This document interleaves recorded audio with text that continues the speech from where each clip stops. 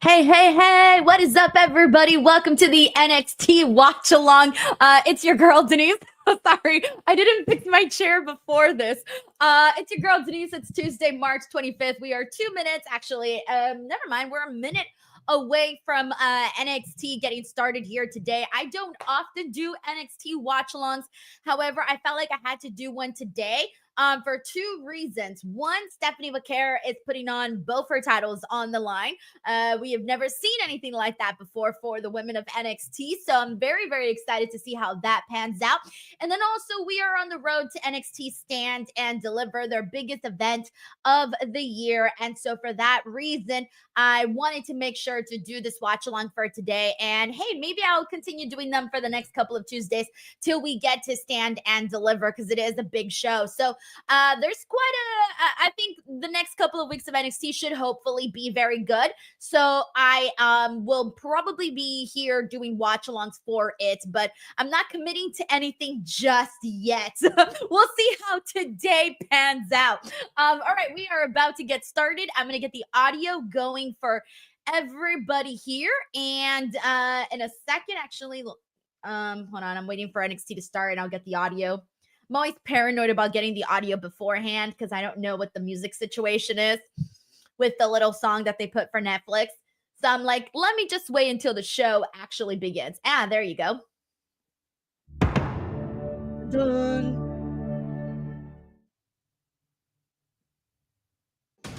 There you go. All right, audio check. If y'all can hear me and NXT in a nice balanced fashion, now is the time to let me know. That way I can adjust the audio if it needs to be louder or lower. Hey, what's up, Rubes? Thank you, Stuart. Thank you, J-Rock Dog. All right, well, let's do this. Thank you, Daniel. Perfect. So we are good to go. Let's see what NXT gives us here today. History. Ooh. I already like how we're starting with this vignette. Millions, achieved by few. We are looking at the first ever. Yeah, so this is going to be fun. Today, Stephanie Vaquer is going to put her NXT North American title against Fallon, and then her NXT Championship against Stephanie Jada. Vaquer becoming the first women's double champion in NXT history. Sent shockwaves through the wrestling world. Oh, I love how they're Tonight, really hyping this Rob up. Like, Romero hey, attempts Stephanie to do what few is have tried. making a lot of history already on NXT. Championship matches live. But no one has succeeded. Oh, no. Two challengers stand in her way. Are they telling us that she might succeed?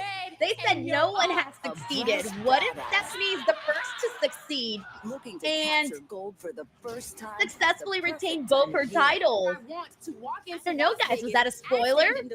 Or was that just like them trying to set us up and let us know that, hey, that's a very hard thing to do? Maybe I'm reading too much into it. A scorned former champion When is my championship rematch? looking to reassert her influence at the top of the women's division. Earlier, I had said if she was going to lose a title, I would prefer for her to lose the NXT North American Championship. I do not want her to lose that NXT Women's Championship, because that is the main bout, and I want Stephanie to retain that bout. Joseph Boza says setting us up, or could be reading too much into it. That's what we do. That's what we do. We read way too much into everything. She arrived ready for There's Stephanie looking like $1,000,000. Have you, by the way, I need to shout out Stephanie's, have you guys seen her photos that she posts on social media, Stephanie Vaquer? I love the aesthetic of which she posts her pictures. She has a really, I don't know if it's her editing her photos or whoever edits Stephanie's photos, whether it's Stephanie or someone else, has a really, really good eye for photography, because I love the aesthetic of her pictures. She does it where she's like being sexy, but she's also being like really fashionable, like fashionable sexy, not just outright sexy, like fashion sexy. I think the girls know what I'm talking about on this one, to be honest. All right, so they're kicking things off with the NXT Women's Championship, guys. So this may or may not be a spoiler in the sense that obviously going into the first match with the NXT Championship, Stephanie is going to be 100% versus when she goes into the next match for the NXT North American Women's Championship against Fallon, Stephanie is not going to be 100% since she would have already wrestled a match earlier in the day. So, yeah, I am definitely expecting, hoping, fingers crossed, all of that, that Stephanie does retain her NXT Women's Championship. J Rock Dog says her photos are all 10 out of 10, always, always, always. Her photos are breathtaking. Here goes the double champ. And there, Graves, is the Dark Angel, who certainly has risen to unprecedented heights in NXT. That's very cool. Imagine coming out with more than one championship bout. Think about it. Like, envision yourself walking out with double the gold. Dude, I would feel like the baddest biatch alive. Like, cool, one championship? Yeah, I'm the shit, you know? 2 championships? Bro, I'm badass. I'd be feeling myself, man. I'd be so freaking thrilled. Changed hands twice already. Hey, Dan Davidson, Joshua Bones, Arthur, Henry, Addie, King of Strong Style. Sarah, tomorrow. Happy early birthday. If I see you tomorrow, I'll wish you another happy birthday. But if not, happy early birthday, because I'm assuming you'll have plans. We got Juan, we got Antonio Rivera, Rafael Smith, Cadillac Carson, Judith. We got Mike Santeni in here. We got Rubes. We got King of Strong Style, W. Stein, John Harris, Lou S. I know. Mercedes has, I've lost track of how many belts Mercedes has. Someone on the internet made an edit of Mercedes with a bunch of championships, and they even put them around her ankles like ankle bracelets. It was so funny. I'm like, next they're going to be toe rings. Stephanie Funny. Gotta clap for La Primera. Statisticians go back and really. Sarah says, no plans, just watching Survivor and your watch along because I'm good like that. And Sarah, a nice, relaxing birthday. I love that. Hey, Charles, good to see you. What's up, KJ? Yes, man. We also got Ayukunil Poker. Nice to see you. Sorry if I didn't pronounce that correctly. We also got Chris Chaos in here, DJ, Grid Hockey, Noe, Tony. Becky Lynch. All right, let's see. Let's get to the match. Here we go. No one can Jada versus Stephanie kicking off the night. Booker, though, I come to you and I say, what advice would you have for Vaquer? You competed twice at the infamous Bash of the Beach 2000, but also at Super Brawl 8. You defended your TV title twice. Yes, indeed, Rick Martel as well. I think sometimes we forget how much taller Jada Parker is than like so many of the girls on NXT. I feel like when I saw her in there with Roxanne Perez, I'm like, well, Roxanne looks tiny next to everybody. But seeing her in there like tower over Stephanie Vaquer. Multiple matches could be in one night. Granted, I've never as it is physical. Correct me if seen I'm mistaken, Stephanie in person. Right now afford to be thinking I've never stood next to Stephanie Vaquer. I don't really know how tall she is. I've interviewed her, but you can't tell sitting down. I've also never stood next to Jada, so I'm not really too sure on that. But I would imagine that Stephanie is like, she's not Roxanne Perez tiny. Roxanne is like 5 feet tiny. She's very tiny. But Stephanie Vaquer, I imagine, is a little taller than Roxanne. I'm thinking maybe like 5'2" to 5'4", maybe. Now that I'm seeing her next to Jada. Women back to their feet. Vaquer right back in. Nice takedown. Looking for maybe a pinning predicament. She got one. Couldn't get the 3, and that was close. Very, very close. Oh, Stephanie's got her. Stephanie's got her. You see that? I like what Stephanie Vaquer is doing right there. Stephanie's looking very, very confident in this match. You know, I want to bring up something, Graves, you just talked about. Stephanie Vaquer could actually.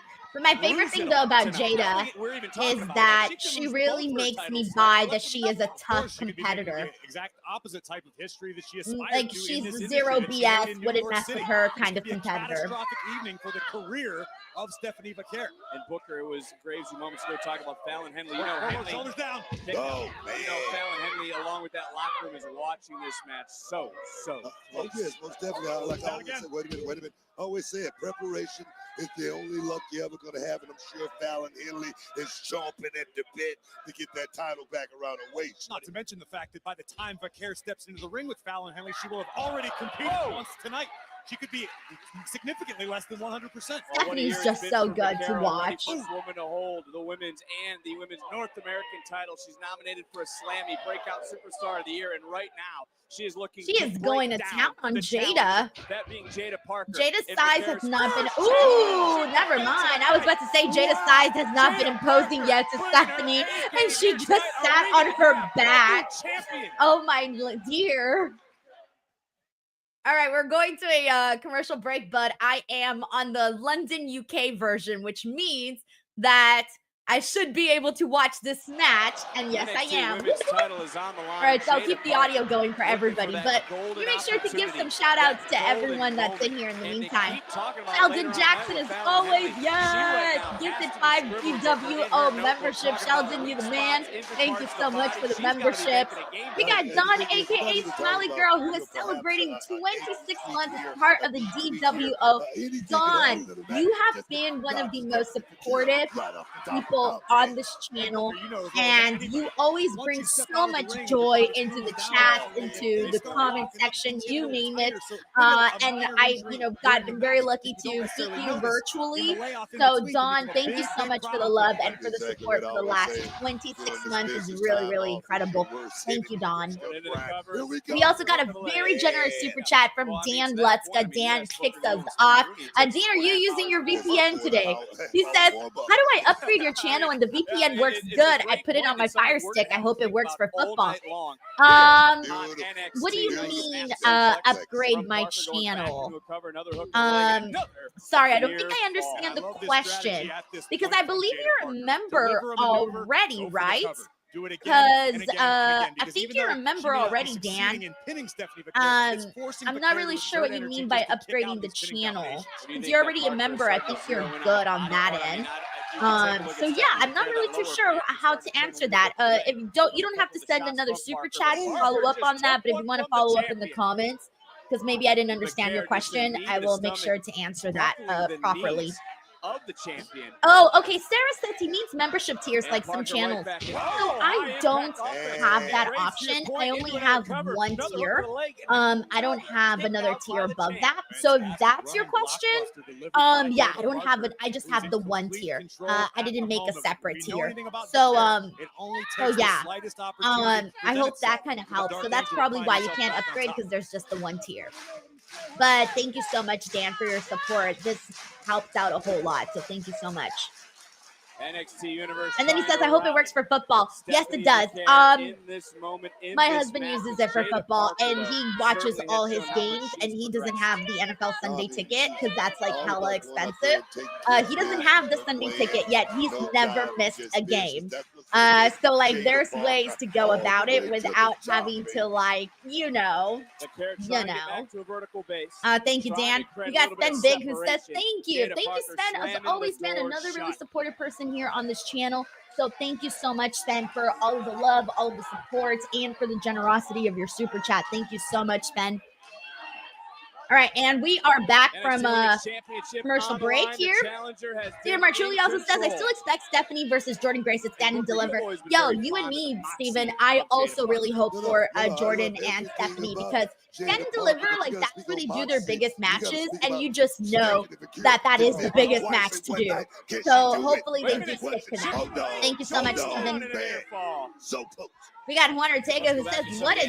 Oh, you know what? Let me... Actually, Juan, I'll read that one after this match. since it's a little bit off topic, that way I can give it the proper time and conversation that it needs. Title's on the line, and Vaquer able to kick out one more time. And look, Jada follows your book to a T. Shout out to CZV Wrestling. Thank you so much for hopping in. Arthur E, Cadillac Carson, Aaron Siegel's in the building.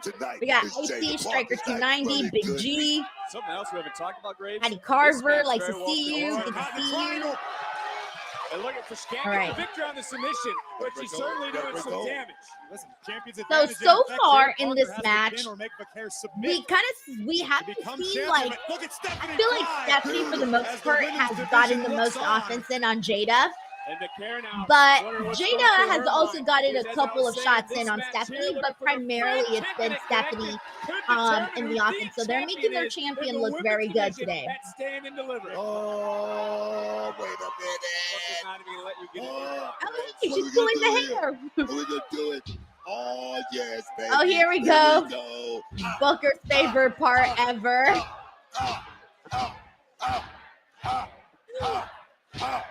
Yeah. I wonder if people are going to stand chanting for Booker T again like they did last time. Well, look, for Vaquer, practice does not make perfect. Practice creates habits. Habits creates consistency. Consistency creates championship results. And it's Jada Parker who's able to weather this storm early on. Oh, baby. Look at that. An arrow. You got to be kidding me. The champion. Challenger to the cover and a near fall. That's focus right there. Jada Parker is laser focused here tonight. Yeah, but Jada came up a little bit lame on that right What's leg, up, King Michael Gang? We got Juan Ortega, Loretta Wright. Who else do we got? Victor Martinez, Brandon Rosen, Ryan Solario. Good to see everybody. NXT Universe showing their love, their appreciation, and a spine buster. No, the tables have turned here. Jada's starting to get some shots in on Stephanie. On that golden moment. She's going for it right now. Okay, I feel like never mind. I thought someone was coming for a second. We go to high step. We go high step. Oh, I was right. I heard the crowd like react like if someone was coming. And yeah, there's Jordan. Took her off the ball, turn it back around. Jordan, what are you doing? Adrian Butler coming in, maybe looking for that hypnotic caught, rolling through. Oh, that's it. She's got it. She's got it. I love Stephanie's smile when she was like, yeah, I got her. I got her. You killed her. I got her. Okay, so they had Jordan out there, and she distracted Jada. And so I think they did that to try to protect Jada, but they didn't need to do that. Like, they really did not need to do that. But hey, you guys know how it is. So they're continuing to tease Jordan and Jada here. There are fireworks being cooked up in the entryway right now as we look at the closing moments. But the distraction wasn't so much so, I feel, that it... Well, actually, no, it was. Never mind. Watching the replay, yeah, it was. Stephanie Vaquer would capitalize off her. Yeah, she definitely got that distraction win. I love the way she pinned her, too. Wait, who is that? Is that... Oh, it's Fallon and Talk Fatal Attraction. Here we go. Oh, no. They're setting us up, guys, so that Stephanie doesn't go in 100%. We talked about this right at the top of the stream. We had a feeling this was going to happen. Hostility. Taking it out. Weakening. Evil girls. Where's the security? Come on, NXT. What are you doing? Odds not in Vaquer's favor. Did we just witness a fatal I would love it if Stephanie defeated the odds and somehow managed to retain for 1 week at least. 1 week, and then she can lose the next week. Did us? Bro, Javon is still trying to beat Trick Williams' friend. On Dark State, and I was trying to tell you. He's been trying to be his friend so bad. What, because we're from Carolinas, we're supposed to be brothers? I already told you once, and I tell you again. I'm focused on stand and deliver. Then I'm focused on Oba Femi, bro. We know. You've been focused on Oba for the last 4 months. You know, how you focus on Oba so hard? You ain't do what I did to him last week and drop him. Man, be for real. You only dropped Oba because you was focused on me. Oh, really? Yeah. Hey, bro, you keep on down with me. I'm going to keep shocking you. All right, well, you said I'll never be champion, right? I said it. But tonight, I'm gonna prove you wrong again. Look, Javon, you got potential, bro. Good for you. Look, Randy Orton said you got potential. You got all these cosigns. But it's one thing to have potential. It's another thing to have the title. Everybody can't hold that title in the air. You know, I thought we was mad cool, but that NXT title has really changed you to be. I think someone Javon else. needs to like prove himself to Trick Williams in It's a way, championship thing, dog. because Trick ain't You seeing wouldn't him as a understand. threat. After tonight, I will. Well, we are live here. All right, let's see what else we got here. Excited to tell you about Stephanie's Oh, Place thank you is so a much, 10 Stevie episode Wrestling. I ESPN original appreciate series you. Thank you following so much for the WWE nice icon comment, man. That's very nice of you. She explores the pockets of America that All right. have With that shaped being journeys of that some being of the most said, famous names in let me get into WWE some of these history. super Stephanie's chats Place here because I debuts tomorrow on left off ESPN with Juan Plus, Ortega, who also says, available on "What a Hulu day and Mina got Disney from Plus. Stardom. Episode Gail 1 fired." features none Yeah, other quite a than the newsworthy best of day. the world, I was so saddened to CM see the Punk. news about Gail Kim being let go from TNA Wrestling. It's I still have to fascinating watch for this, me by to the way. sit This is here still on and my talk to to-do you list about to this watch stuff the Stephanie's Places because with CM Punk. you were married to somebody I had a contentious relationship with.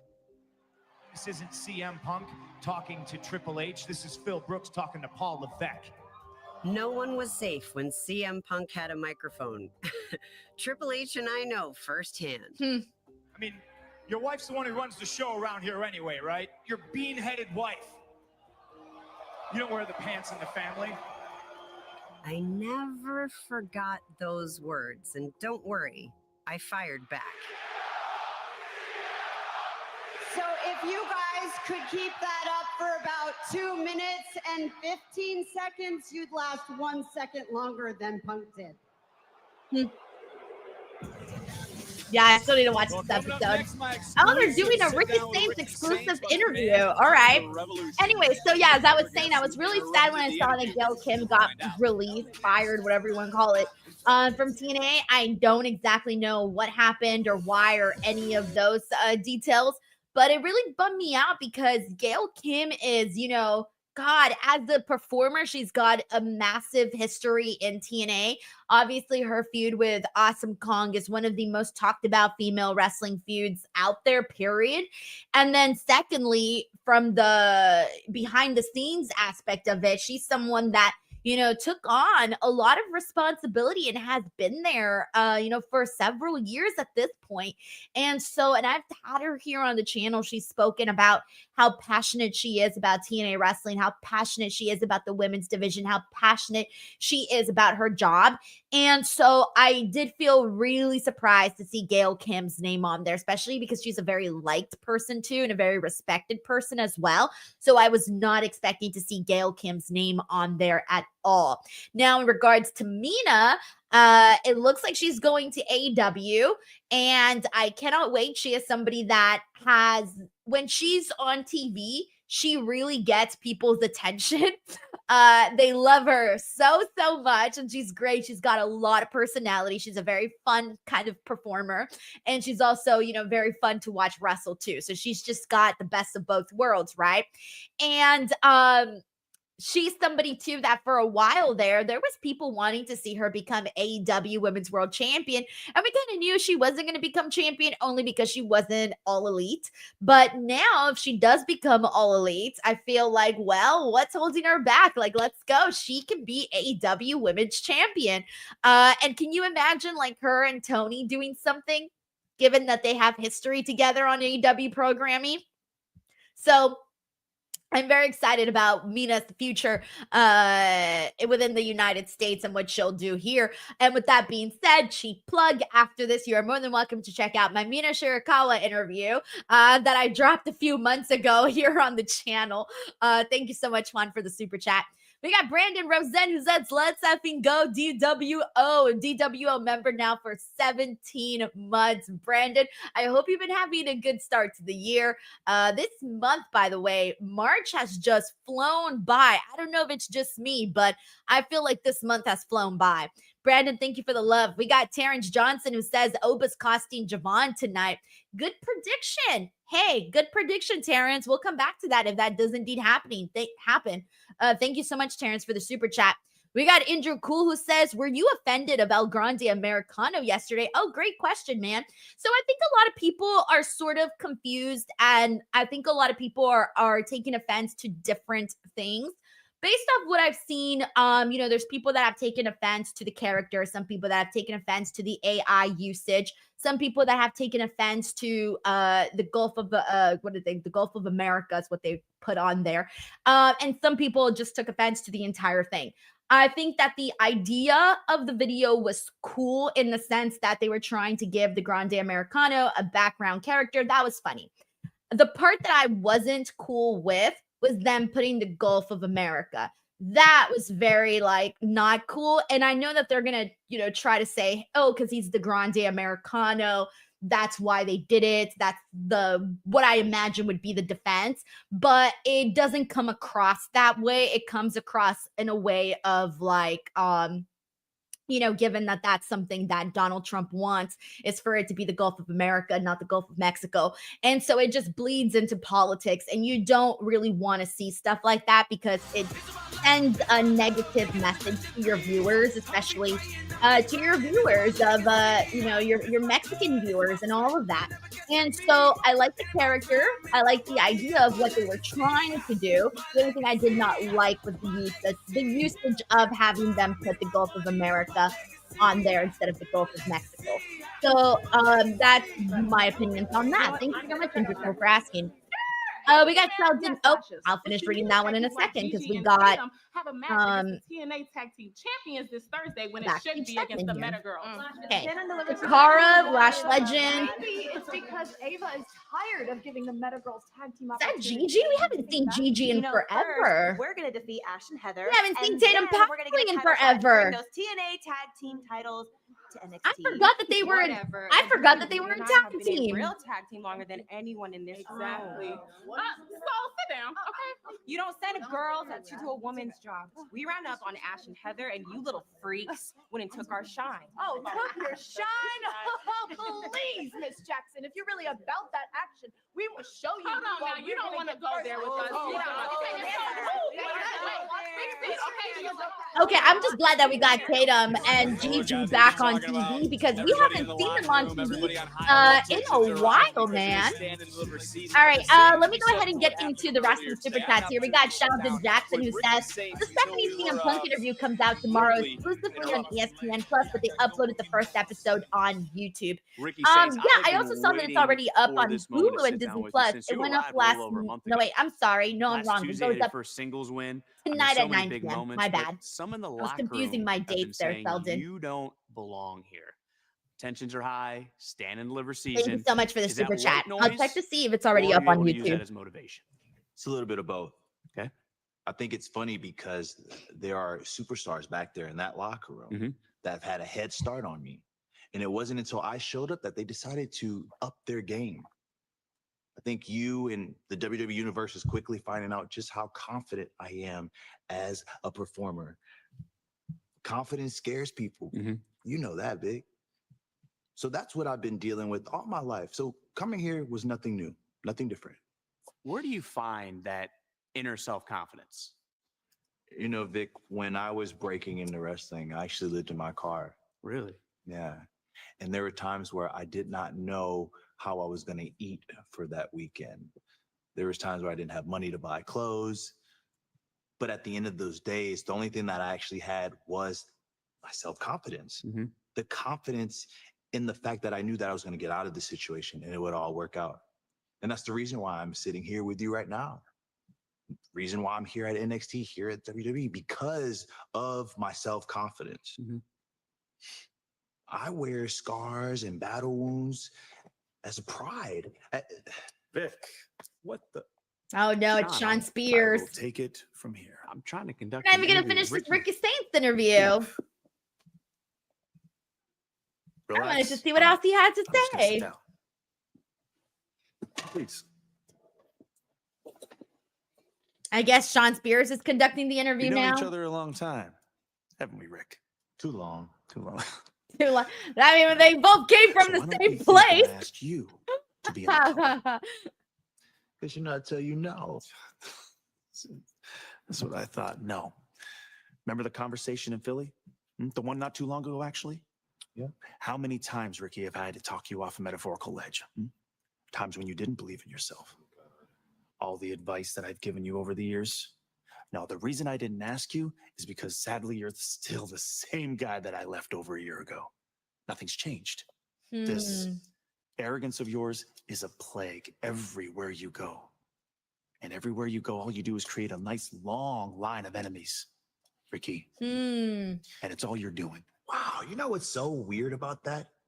You don't understand the fact that if you want to be number one here in NXT or WWE, you're gonna make some enemies, man. Oh, I've heard the same thing throughout my career. You want to make friends or you want to make money. That's exactly my point with you. Exactly my point. Look at me, Ricky. I am a champion here in WWE, and I have 3 of my best friends who I consider family right beside me. What do you They have? are the reason that you have that championship, and I'm going to be the reason that I take it from you. You get that? So you're coming for this championship. Yes. And you're sure you want to do that, Rick? Even though you and I damn well know what the outcome's going to be. Do not add me to that long list of enemies. You know what I'm capable of. There's a lot of leather in that room. In case it doesn't work out here, you could always go back. Oh. What? Never mind. We both know you burnt every bridge. Are they really alluding to that? What? They really are alluding to his past in Well, I guess I better win AEW. then, huh? Come on. Like, really, what is he doing? Interesting. Bro, he They don't can't be for often do real. stuff like that. He is. Ricky, I walk in the door and everything is about me Saints. In due time, he'll realize that he ain't the guy around here, though. Don't sweat it. It's almost time for y'all's match. Yeah. Let's get it. Dang, Ricky is literally pulling an Ethan Page right now. That's exactly what you did, Ethan. That's gotta suck. 2 more words out of you, and you're gonna get knocked out again. Hey, big dog, talk to Kale like that. Oh yeah? Hey, Whoa, whoa, hey, we're not Ethan, doing that. Ethan, what the hell is your problem? That's not how we handle things here. This isn't a Oh classroom. man, I forgot about Andre This Chase. is the real world. But you know better. Listen, they're young and they're inexperienced. They're young, so you should teach them that their words actually have consequences. You know what? I actually forgot that your dead-end university is closed. Oh, that's how you feel? Yes. Maybe I should teach them about sensitive, tough guys like you who can't handle the truth. Sensitive, tough guys. We'll see. Yeah, I guess we will. I gotta go handle this. Oh, is this what we're doing? Come Andre on. Chase and Ethan Page? We're on the same wavelength. I know what happened last week. Oh, yeah, check there's out last Tank week. and Tank. Right here, right now. I mean, listen to what they just told us, right? We're not 2 individuals. We're 2 minds intertwined. And nobody's more connected than the bodacious belly boys of NXT. All right, What do you where's say, the machine boys? gun? What are they doing there? boys, you got this. What do you say? Give me one top for the one top? Tommy, baby! Bring the music time! See if they got it. Are they trying to give some Motor love over City to Hank and Machine Tank? Guns are here in the corner of We got this Sarah duel. here who says, I love Hank and Tank so much. Yeah, me too. I'm a fan. We got Gardner Huff who says, how you doing, Denise? I'm doing good. Feeling chill. Watching NXT. Chilling. You name it. All right, let me catch up on some of the super chats. We got Tracy WB here who says, will you be back in time to spring and deliver? No, I will not actually. I am actually going to be working at that time. So I will probably not even watch Stand and Deliver until like after, to be honest. I won't be able to watch the show live because, yeah, I'll be working. So, yeah, that's the one thing that sucks about the show being so early, Stand and Deliver, is that it's a little bit more difficult to like watch live, especially for me, just because I already have some other responsibilities of things that I've committed to. So yeah, thank you, Tracy, for asking though. We got David Primero who says, I'm literally, by the way, landing back in LA. I think my flight lands like at 3 o'clock or 2:30 or 3 o'clock or something, and WrestleMania starts at 4. So I'm really like barely gonna be making it back into this the seat to watch WrestleMania. Like I'm cutting it super close. So hopefully all works out. I'm starting to kind of today I was actually starting to debate my own plans, and I was even thinking that maybe I should stay until Monday or whatever, but I'm not. I'm gonna come back. I'm gonna come back and I'm gonna do my work from here, and it'll all work out. Hopefully. I'm a little bit stressed out about it because I am cutting it super close. Thank you, Tracy. We got David Primero who says, what lock on VPN you use to watch NXT? Oh, well, location. United Kingdom. That's what I use, David. And then Gail Kim to NXT. I have no idea what Gail Kim's next steps will be. But wherever she goes, if she decides to continue doing more behind the scenes in pro wrestling, then they're going to be very, very lucky to have someone like her. Thank you so much, David, for the super chat for asking. I do need to be on my best. Thank you, David. Tyreek against the bodacious Belly Boys in tag team action. I think Corey's all right, so we are getting Nathan King versus Tyreek and I don't remember the other guy's name. Just a little bit more. Tyreek and what's the other guy's name? Tyrone? Is it Tyrone? I did hear Booker's philosophy on why he drinks lemonade earlier, so maybe we need to all try to regroup ourselves here on NXT. Whoa, there's a little that bodacious belly dancing. That's the belly roll. I was gonna say, why doesn't Booker T do a sound effect for the belly roll and Hank and Tank do it? What a tag team match we are set for between these two teams. Tyson, and Booker, I'd like to get your take on the whole Ricky Tyreek and Tyson. It's situation not Tyrone. Damn it! I think the guys are people done. I'm just going to say it. Tyreek and Tyson, really? That's exactly what he's made out of here. I do not ever remember them saying Tyson. To one even page. Let's not do that. Let's not do that. Let's sit on that one, Graves. You agree, disagree again here with Booker? So I'm going to reserve judgment until I see a little bit more. I know what Ricky's accomplished. That's exactly what I said. think there are high expectations, but to Booker's point, all that matters is what you do in the now. Right now, looking for a victory. Hank One. The other guy is Marty Jannetty. Tyson DuPont. Thank you, Austin. Tyson DuPont. Yeah, I think Tyson's the meteor one. Well, I haven't seen too much of damn it, keep wanting to say Tyrone. Damn it, it's killing me. Who the fudge is Tyrone? Like, why am I still stuck on Tyrone? I'm literally stuck on it. I can't break away from it. Oh, yes, baby. Now I'm forgetting the other guy's name, Tyreek. And that's the one I had. Tyson DuPont. Which one of these tag teams will stand tall here tonight live on NXT? So Tyson's the meaty one. You know me, I love the meat. Right now, Hanky Tank trying to control the action. And going right to work now, all four of these men in the ring. Uh-oh.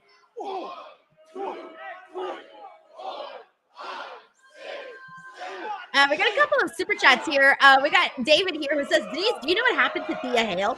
She hasn't been on NXT TV really like in months. She's been someone that we're like, damn it, we really want to see Thea Hale on TV. But she has been doing like NXT live TV shit, like the NXT live events. She's been doing those. What's the last time we saw her on NXT TV? I think the last time we saw her was I have a lot of respect for the fact it was the Great American Bash when she had that amazing match with Roxanne Perez. Like wrestling-wise, that's the last time we saw her wrestle. Appearance-wise, I'm not too sure, but last time we saw her wrestle on NXT was back in the summer of 2024. So I can't wait until Thea Hale reemerges on NXT television, especially wrestling. I'm wondering if they're like revamping her. Who knows? I haven't seen any clips from the NXT live events. Thank you, David, for asking him for the super chat. Brandon Rosen says, Sean Spears says, go away heat with me. You expect me to buy him as a champion after being booked as a low to mid carder for so long, or is that the point? Brandon, I'm starting to think you're Chinedu. You're Chinedu's burner.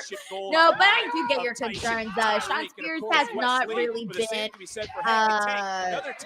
anything too hot or interesting on the show. He's kind of just been there, you know, and he's recently started this new stable, this new group, and I can't even remember who's in the group. That should tell you everything, guys. Like legit, I don't even remember who's in the group. And we just saw them right now. Who's even in the group? We just saw them. But that's how unmemorable their presentation of them is. I'm just going to wait for somebody else to tell me who's in the group.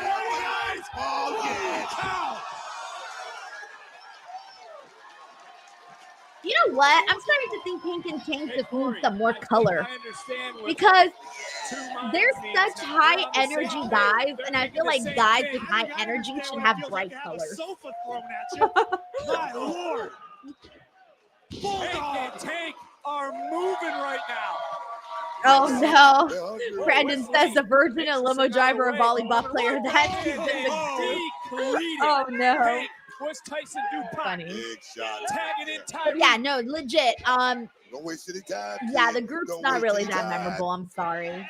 Hopefully they do eventually get there, but right now it's just not happening. NXT, TNA certainly showing you how they have matured inside the squared circle. Tyreek doing his best to tear This match has been fun. Clean out of the socket. See Tank reaching for the tag to no avail at this juncture. Graves, I know you saw your light flash before your eyes, didn't you? I sure did in denim shorts. And again, just slowing this pace down. Typically, Booker, we don't talk about Hank and Tank and speed, but they have shown us a different side of themselves. But I can tell you this, Tyreek missed a hell of an opportunity just a minute ago. He should have got a cover. Yeah, I think Hank and Tank need new gear. That's what I'm thinking about during this match. I think that's like the thing that they need to work on. And maybe once they get some new gear, they'll look a little cooler because they got the personality. You know, they got a big piece of it down. It's just the gear. I think the gear makes them look too indie-rific. The wind almost seems to be knocked out of the Performance Center right now. Everyone was rocking and rolling with Hank and Tank. Icy says Hank and Tank certainly have a lot of gusto. See, I told you guys. I've been trying to get Hank and Tank over on these NXT shows for months. For a tag now. For months. That was impressive. Thank you very much. Great wherewithal by Tyreek, putting himself in between Hank and Tank. Yeah, Hank couldn't quite make it to his tag team partner, but now trying to overpower. Can he get to Tank? Hank reaching out and big shot there by Tyreek. You know, and also go back to that, flying Hank moments ago. It really was after that. Undertaker says Hank and Tank need one of the women in the locker room to accompany them. Hank, Tank, and Spank. Yo, that's something that they would have done in the Attitude Era.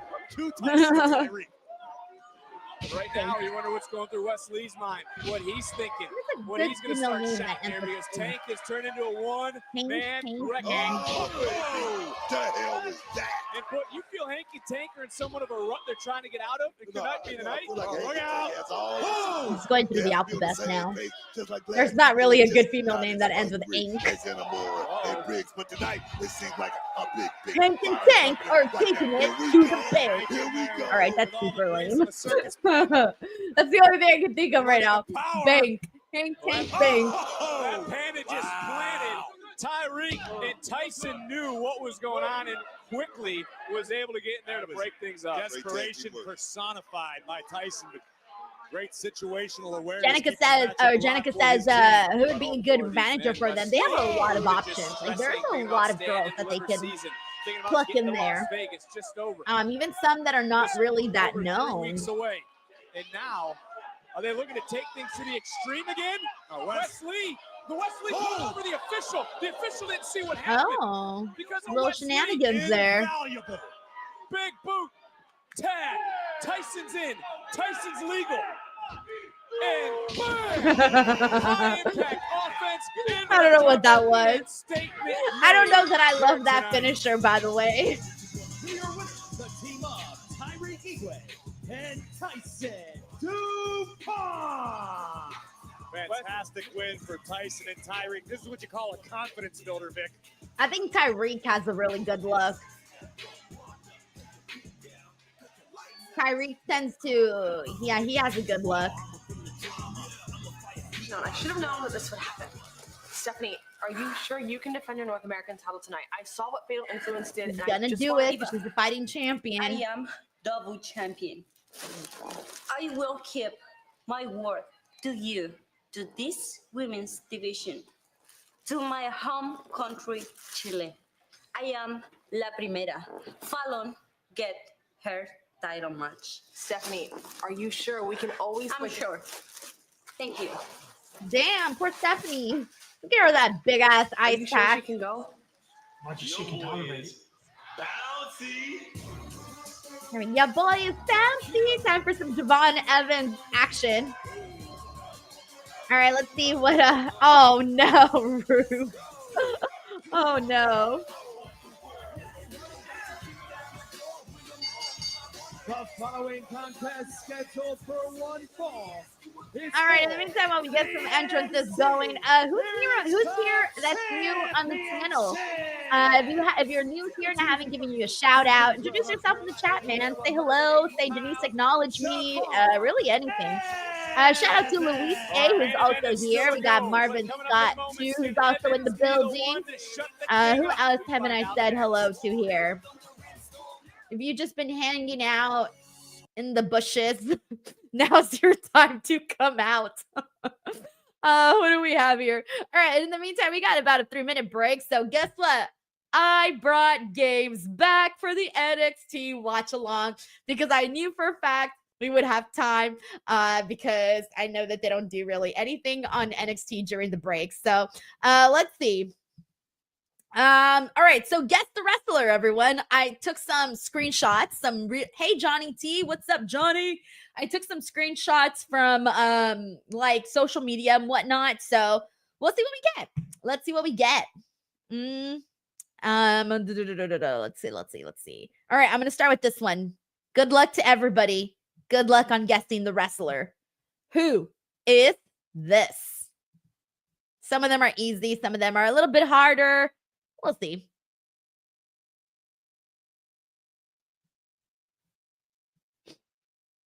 J-Rock Dog says games. Okay, so far. Okay, we got the first one already. What's up? Here we go. Y'all, I knew this one was gonna be a little bit easier. Let's see. I wanted to start you guys off easy here. And the first person I see with the answer is Arthur E. Andrews. The answer that we were looking for here is Raquel Rodriguez. Arthur got that. So did Sarah and Rubes and Chris and Arnold and CZV Wrestling. All right, let's keep it moving. Here we go. Let me delete it so I won't accidentally do it again. All right, who is this? Yeah, the picture's not that big. Sorry, guys. But you'll have to figure it out based off of that. Good luck. I was trying to make some that were a little bit harder. So let's see if anyone can figure this one out. Shout out to About Dat Online. We also got a MJV in the house. Shout out to Chris, who's also here. Dylan Johnson, nice to see you here too. So far, no one has gotten this. It is not. Oh, wait. Someone did get it. Someone did get it, even though a lot of people thought it was Kathy Kelly. It is not. It is actually Scarlett Bordeaux. And Tony, congratulations, Tony. I think you're the only person I saw here with Scarlett. And then Tiger Claw. So 2 people. Oh, and TDH24 also had it. Yes, the answer we were looking for here is Scarlett. And that's the original picture. All right, next one. Oops. Okay. Here is the next one. Let's do an easy one since we're almost back from the break. Who is this? Try to see if you can figure it out based on this person's jacket. Dylan Johnson says, I forget she's not blonde anymore. Yeah, Scarlett. Yeah. Shout out to Carrie. Thank you so much for also tuning in. We also got JB from GA, who's also here. Cyclops is better than Wolverine. We also got Travis Hill in the building. What's up, Travis? We got AU Conley also in here. Love for Boost is also here. Tanisha Hicks.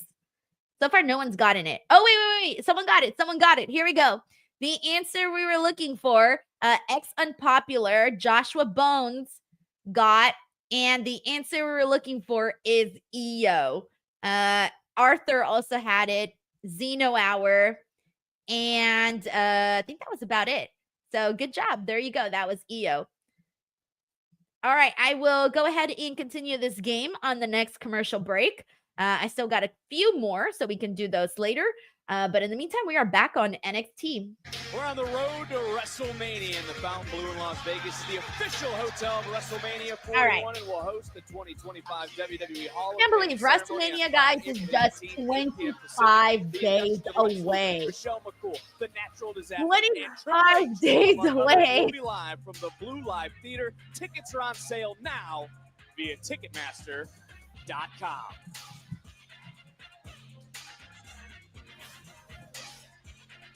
Nathan, All right, here's Axiom, the Fraction. last time we saw you two Everyone together, you were saved. battling it out against the Hardy Boys at Roadblock. But Axiom, I have to ask you what it was like to go home to Spain. Oh, and yeah, that's push right. He Gunther to his wrestled Gunther. limits on SmackDown a couple weeks ago. Well, it was a dream come true. Like, as you said, I pushed the world heavyweight champion to his limits in my home country, in front of my friends, my family. Sarah, that's a moment I'll never forget. Hey, me too, amigo, because I wasn't actually invited to that, you know what I mean? But hey, it's down to deliver season. But we've talked about this, all right? There, It was he's a supposed to little be a low-key surprise, jelly. and we know you have a big mouth, so I wanted to keep it a secret. What's that supposed to be? What, you think I'm going to like tweet That's about kind it? of or something? rude. Well, He you've should done be that happy before, for so his yeah. friend. Wait, are you serious? Maybe if I Nathan's was there, kind you of actually giving would have been. hater vibes. What's that supposed to mean? Wait, Nathan? and you got attacked after the match, bro. Yeah, Like, but- I could have been there to help. Again, we've talked about this, Nick. No. Whoa. Oh, there's Zoba. He looks mad. Someone shouted, "Oh, Bob is here!" Wow. Where you go?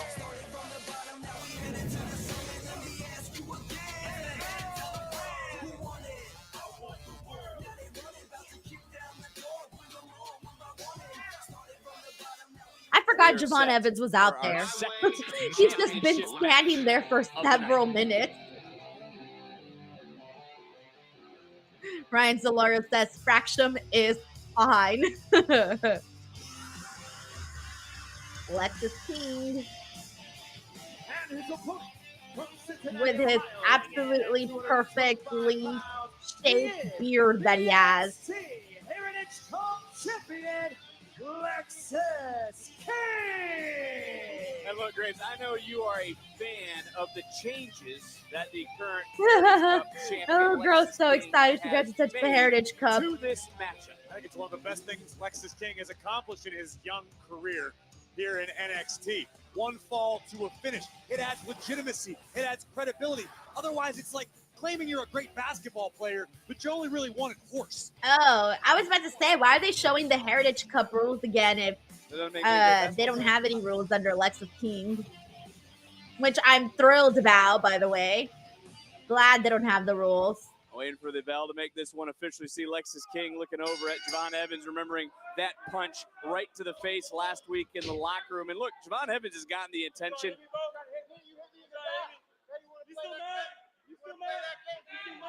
Has gotten the attention of everyone in the All right, universe Lexus last King week. versus Booker, Javon. why Let's would go. anyone listen to the young OG? I mean, as talented as this kid is, he's Arthur he's E says, prolific. "Love He's me got some so much Lexus talent. King." But the one thing, he's still a rookie. He's only 20 years It old. depends for me, I mean, like on you which look week at him you and ask say, me. Some he's weeks got a I'm lot like, of all right, talent. cool. He's good, but Some he weeks can't I'm like, be eh. that good. I think that's what it is. So it To depends that on what point, we get Graves, each you know, week did with you ever Lexus feel for me. muted, so to speak, when you began in the locker room? Every day of my life, to this very day. But to Booker's point, Javon might be young, he might lack experience, but I really, really respect what he's been doing lately. Taking it all the way back to New York City. We got Ryan here who says, I love the round matches. I did not, honestly, I did not. I was so turned off by the Heritage Cup. I just didn't care, like, at all. I didn't care about those matches. I didn't care about the cup. I didn't care about the champions. I was just not invested in the Heritage Cup at all. You got to do it one way or It's another. never been Brought up his age. my When Evans thing. was pushing 20, he didn't have time for others. Had a dream to be a WWE superstar. But some look down on We got him for just JB being from happy GA to be here who and I says, think I we're was seeing into the now Lexus King, he's not shown my that father's he's here son to storyline. It seems like they dropped it right after he won the He's here Heritage to Cup be and he's backstage the really guy. quick. Yeah, they dropped it a little bit before that, I feel. But no, I was really into those first couple of promos that he was doing. Like, those were cool. But then afterwards, I think the first feud was with, oh my gosh, who remembers that guy? Fortunately, he's not, unfortunately, he's not with the NXT anymore. Oh my gosh, you guys know which guy I'm talking about? Was it Bear? The Bear guy? Here live on Oh my NXT. God, what was his And look, name? we were talking about the two-time Slammy nominated NXT I talked about him champion, so many Oba times. Femi. He It was like one of the certainly first did feuds not that look Lexus happy King when had. he arrived here moments What was ago. his I wanna name? go It was back to the someone else guy, who the wasn't little, the happy bulky earlier guy tonight. Trick Williams. with Evans and Trick not seeing the eye to eye, but with Book and Haskell's being tricked to hear Trey some of the Bearhill. things Thank that you, Josh JB. Evans had to say. Trey Bearhill, like the bear guy. Another cover hook of the leg and another kick. All right, Trey Bearhill. Wow, I could not remember his name. Once I saw that Lexus's first feud was with Trey Bearhill, that basically told me that it was going to be a rough few couple of whatever. That basically told me everything I needed to know. Because I was not expecting Trey Bearhill to be the first feud for Lexus King when that happened. And given that he was coming off of those really hot promos, like people were engaging with them, they were getting so much traction on social media. And then his first feud was Trey Bearhill. I was like, wow, that is a huge disconnection. I think, unfortunately, Trey, I think those might have been the only TV matches he had on NXT, if I remember correctly. Unfortunate for Trey. I actually kind of did like him, by the way. So we didn't really get a chance because he was released quickly thereafter, but he did pretty fine in that job, but in that role, but he still wasn't the first person that I was expecting Lexus King to feud with. All right, let's see what else we got here. We got Karen Wilson. What's up, Karen Wilson? Says, good evening, Denise. The hotel are you going to be staying at during WrestleMania weekend? Also, when are you going to do an interview with Alex Hammerstone? Literally, because I have done an interview with Alex Hammerstone a while back. When was it? Oh my gosh, a very, very long time ago. A very, very long time ago, Karen. But yeah, and then shout out to the Circa. The Circa is where I will be staying, and a bunch of other people are staying there too that I know of. But I won't say it. Not to be known. But, so I'm very excited. It's gonna be a fun trip for sure. You can't be admiring your own work. You need to keep the hammer down, son. Keep the hammer down. I don't know, guys. With the way the night has been going. Hey, shout out to Big Time Baxter, who's also here. Who else haven't I said hello to? On again, Lexus King became the Heritage Kind of like Carson just reminded me of Bearcat Keith Lee. Remember when they gave him that little roar in his theme song? It was wild. So wild. Hey, shout out to Overdose 719. Thank you so much for tuning into the show. Chris Chaos says, did you watch The Benefit for Chris Day? I unfortunately didn't get a chance to because that was I was not home that day. I went to take my grandma and my grandpa. Well, technically, I took my grandma and my grandpa, but it was to celebrate my grandma's birthday. So we all went out to dinner, like a family dinner.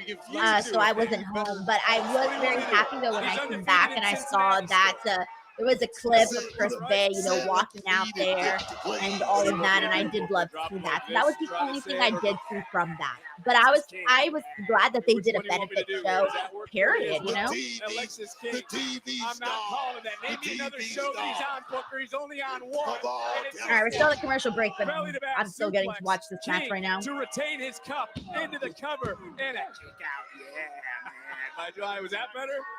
You guys are sitting over here. My blood pressure's starting to rise. Hey, what's up to Nick the Creator? Thank you so much for tuning in. We also got Lay Royalty in the building. What's up, Lay? We also got Travis Stark. What's up, Travis? This time against Fallon Henley, the women's North American title will be on the line in our main event. But here and right now, it's all about the championship cup.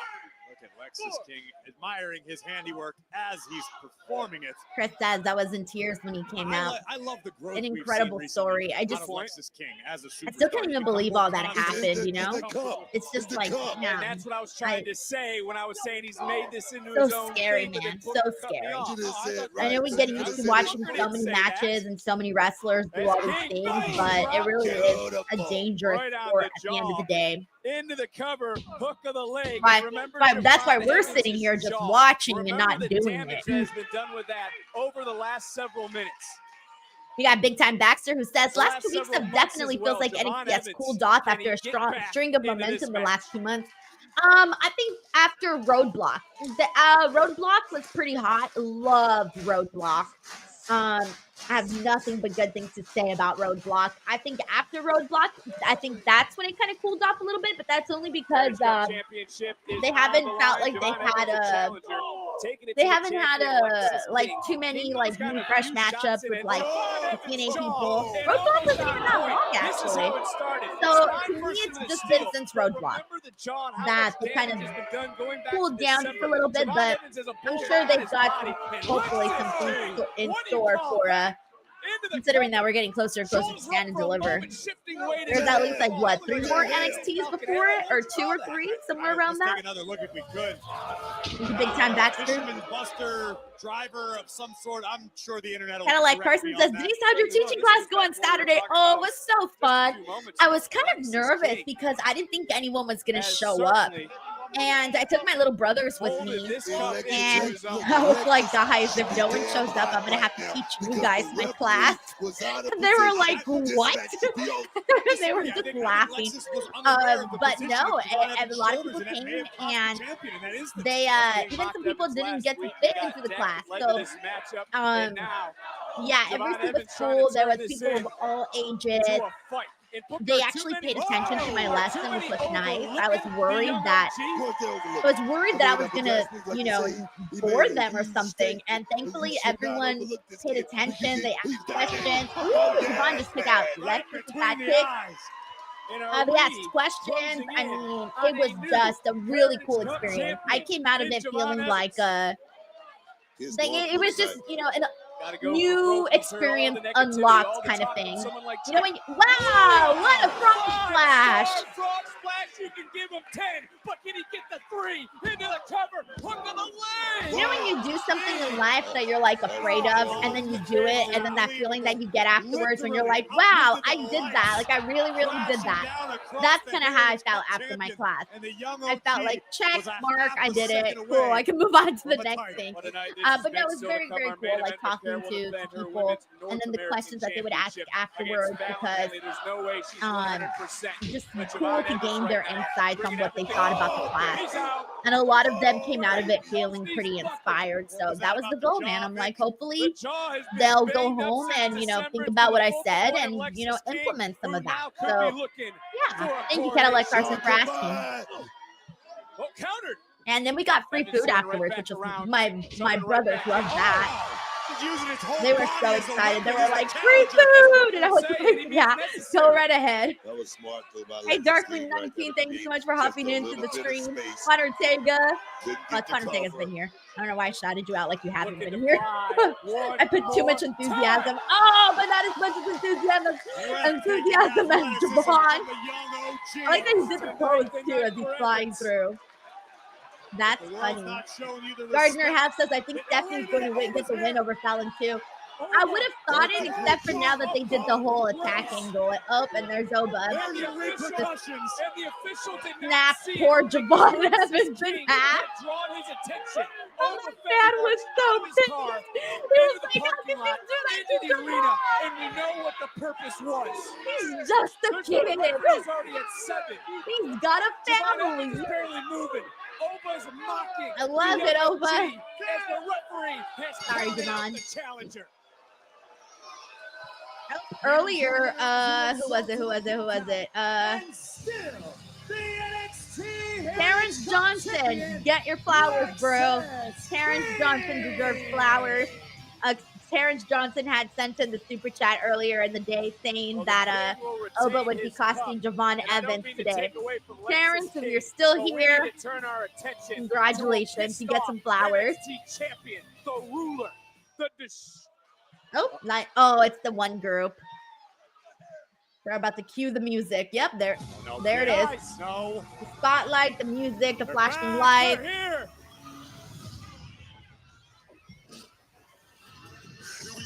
It's Dark State. But look at Javon Evans. Evans doesn't care. Evans taking it to Obafemi. Flashbacks to the underground last week. It's absolute chaos. And to our right, Dark State closing in closer and closer. Wait, who the Trick? Trick That Williams. trick? Oh, he Trick took out shot to Evans. Javon.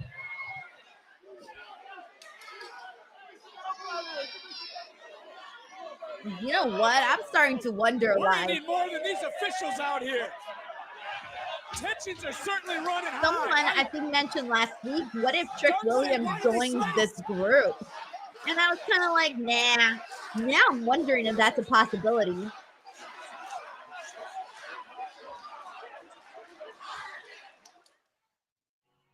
Oh, we are on a commercial break, everyone. All right. With that being said, let's go ahead and hey, what's up to Flames King Phoenix? Thank you so much for tuning in to the stream. We got Lorenzo Anderson. What's up to Onyx? Did you see the clip of Jericho and the little guy on Collision? I did see that. Yeah, I saw the meme everywhere. Let's see. Yeah, we got a lot of people saying Trick is the leader. Trick is the leader. Trick could be the leader. Daniel also says Trick Williams is the leader. Yeah, someone mentioned that last week, and me and Chinedu kind of disregarded it. But this week, I think he might. I think we were wrong last week in thinking that he wasn't. And today I get the feeling that he might actually be. Let's see what else we got. Hey, what's up, Matt? He says, I'm missing so much nights like these. I wish I wasn't working. Hey, Matt, like my grandma always says, primero la obligación y después la diversión. That translates to, it sounds better in Spanish because that shit rhymes in Spanish. It doesn't really rhyme in English. But that translates to first your obligations and then your fun. She used to tell me that all the time whenever I was stuck in my office working. Well, and by office, I mean my bedroom with my little office in the corner. And I'd be like, oh, I want to go do this. And she'd be like, no, mija. Primero la obligación y después la diversión.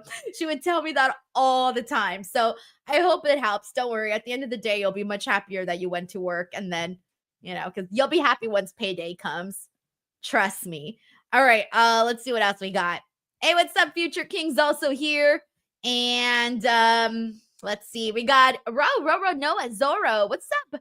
Nice to see you in here. Thank you so much for tuning in. And let's see. Let me make sure I said hello to everyone. And if not, let me get into these games. Oh, we got a super chat from Corey MacArthur. He says, what's good, Denise? Happy Tuesday. How are you? I'm doing good, man. I did a lot today. I put out a new video right before the stream, actually. I was trying to get it up earlier, but damn, guys, I just be running out of time in the mornings all the time.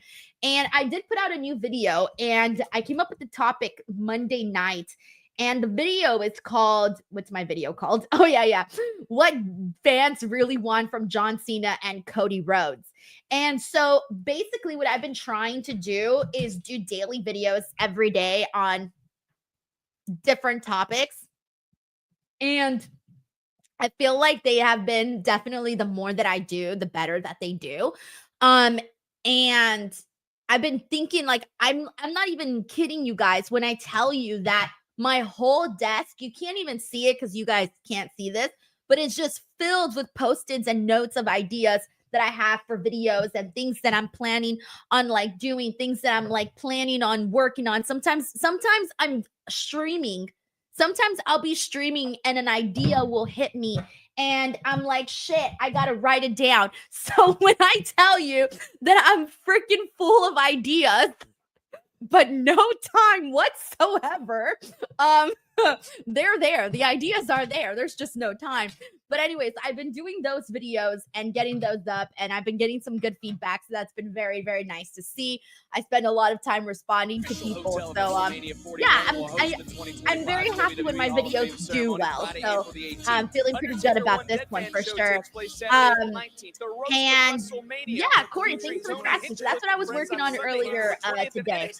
But I found it's interesting because I was told to upload my videos like bright and early in the day.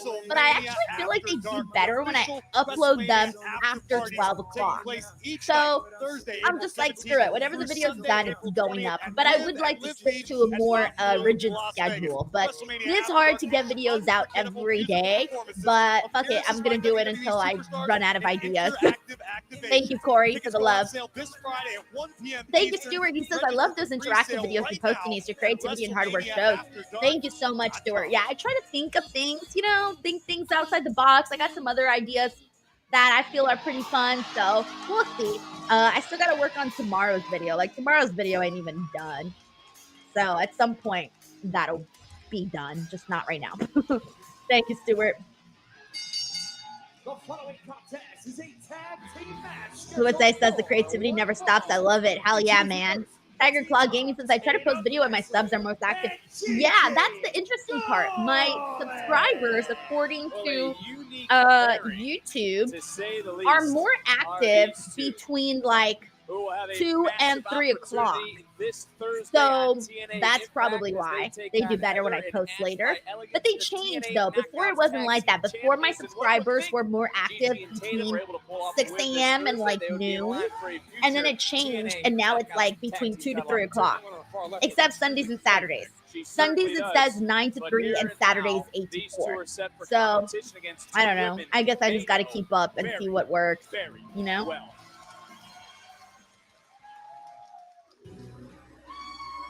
Onyx says, do you think WWE is throwing us off by not giving us Cena's new theme and gear? Nah, I think they're really just not giving it to us.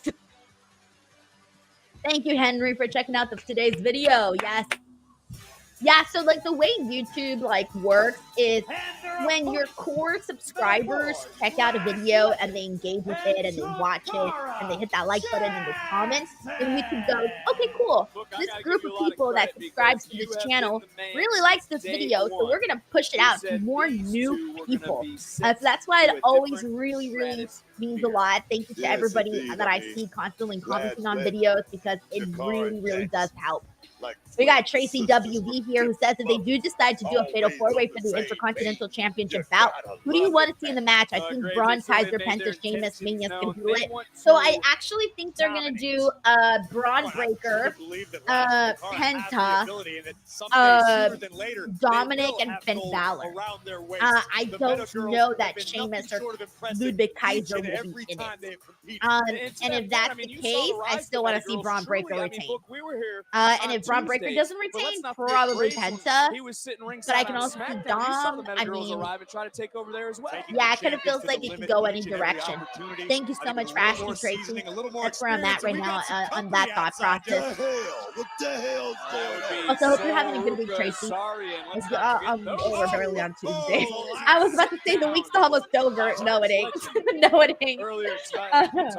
Thank you, Tracy. All the locker room anxiety. I mean, all these women know as a tag was made, Jakara is headed into the ring for the first time. We all King of Strong Style says baddies all over the ring. Hey, Super Pro, good to see you in the stream. WrestleMania Saturday, Las Vegas. Lewis says, oh man, I like both teams that are known to root for. So we got Tatum and Gigi versus Lash and Jakara, and both of these teams need the win. Jakara and Lash were kind of having a good couple of months there for a bit when they were appearing on SmackDown. Gigi and Tatum may need this victory more, guys. They have not been on TV in a while, and to the point where I forgot that they were a tag team. At least I didn't forget about Lash and Jakara. I forgot about Tatum and Gigi. And they can be a really cool team. Two gothic, edgy girls, are you kidding me? I'm so on board. So I'm going to have to say that Gigi and Tatum need the win, but I do think that Jakara and Lash are the more dominant team, so they might get the win.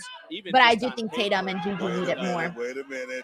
Corey MacArthur says, when you be doing a WrestleMania watch-along, yes, that is definitely in the plan. That is why I'm leaving right before WrestleMania, and I'm coming to do the watch-along here. So I'm literally flying back right before WrestleMania. So my plane lands an hour to an hour and a half before WrestleMania starts. So I should, in theory, make it on time.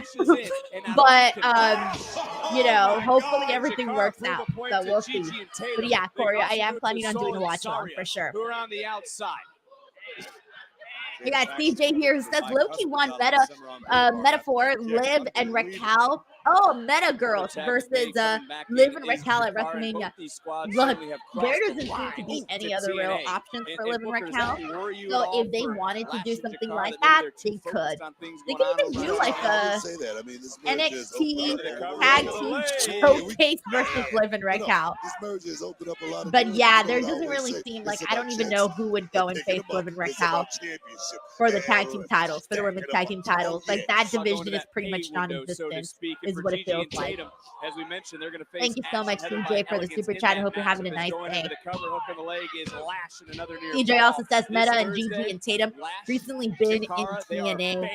That's good to know. But I still want them on TV on NXT because it's not like I get to tune in every week to watch Impact. So yeah, I definitely want to see them here on NXT a lot more.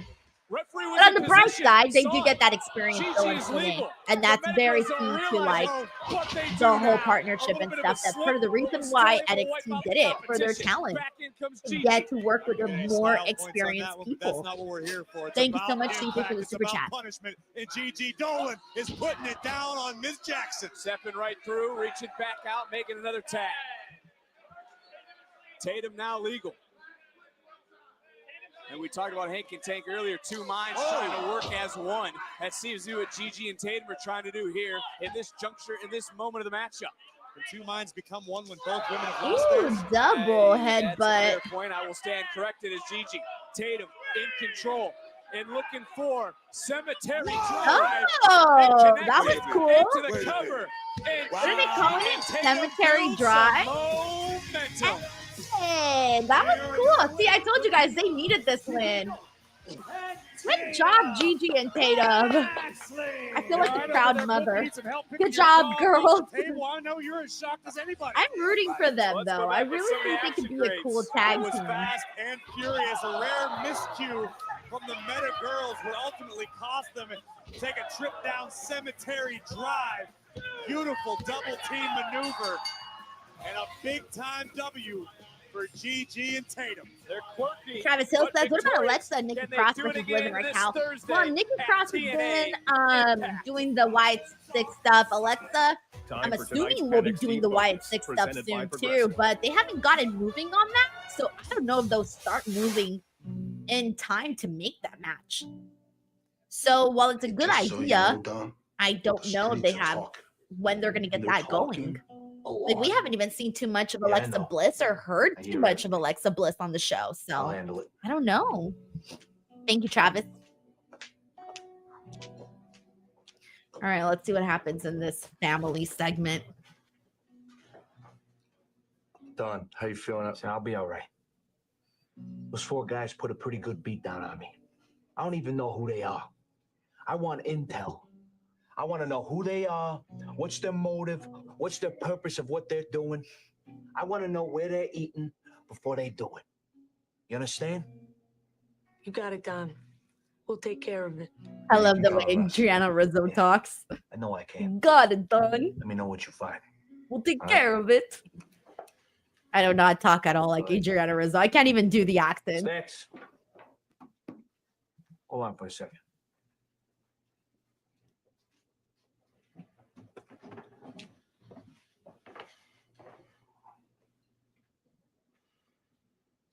You good, Stacks? Yeah, everything's all right. Besides Dark State. Why? That's the new stable, Dark State. You grew up together.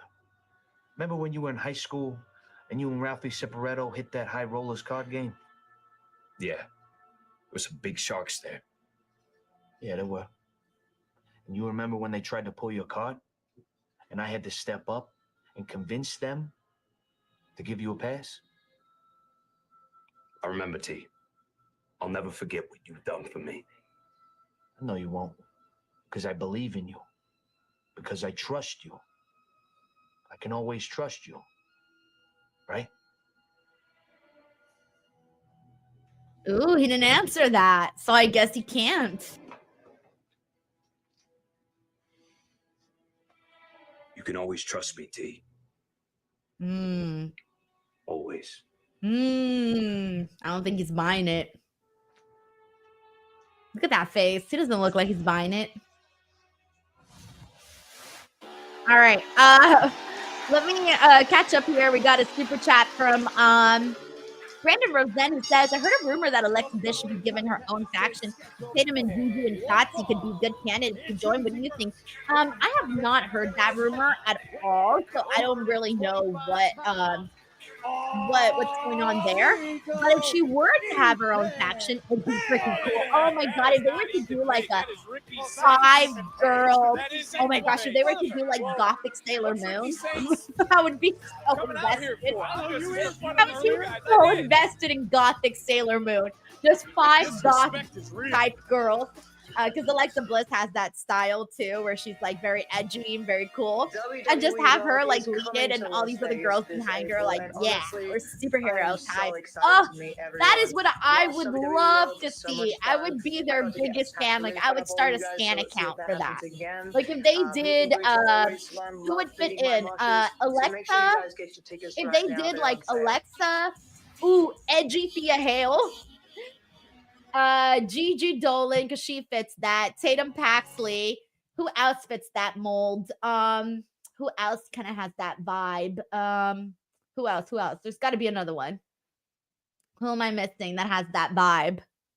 I need a fifth, everybody.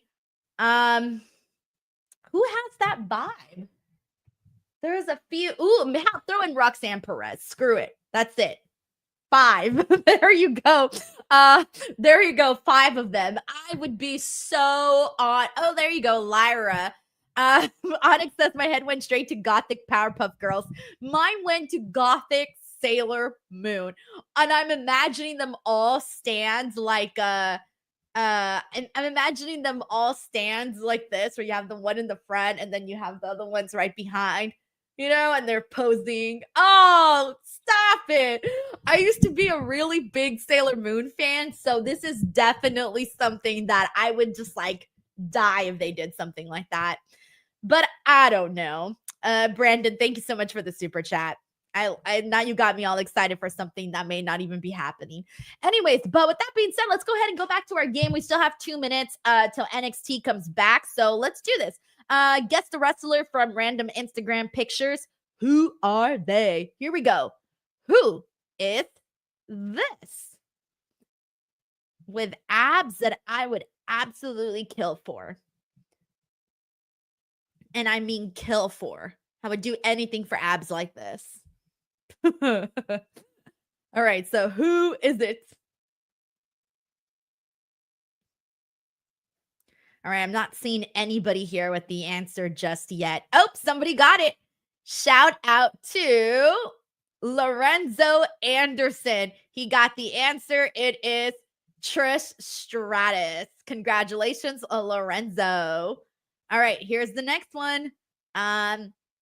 Who is this?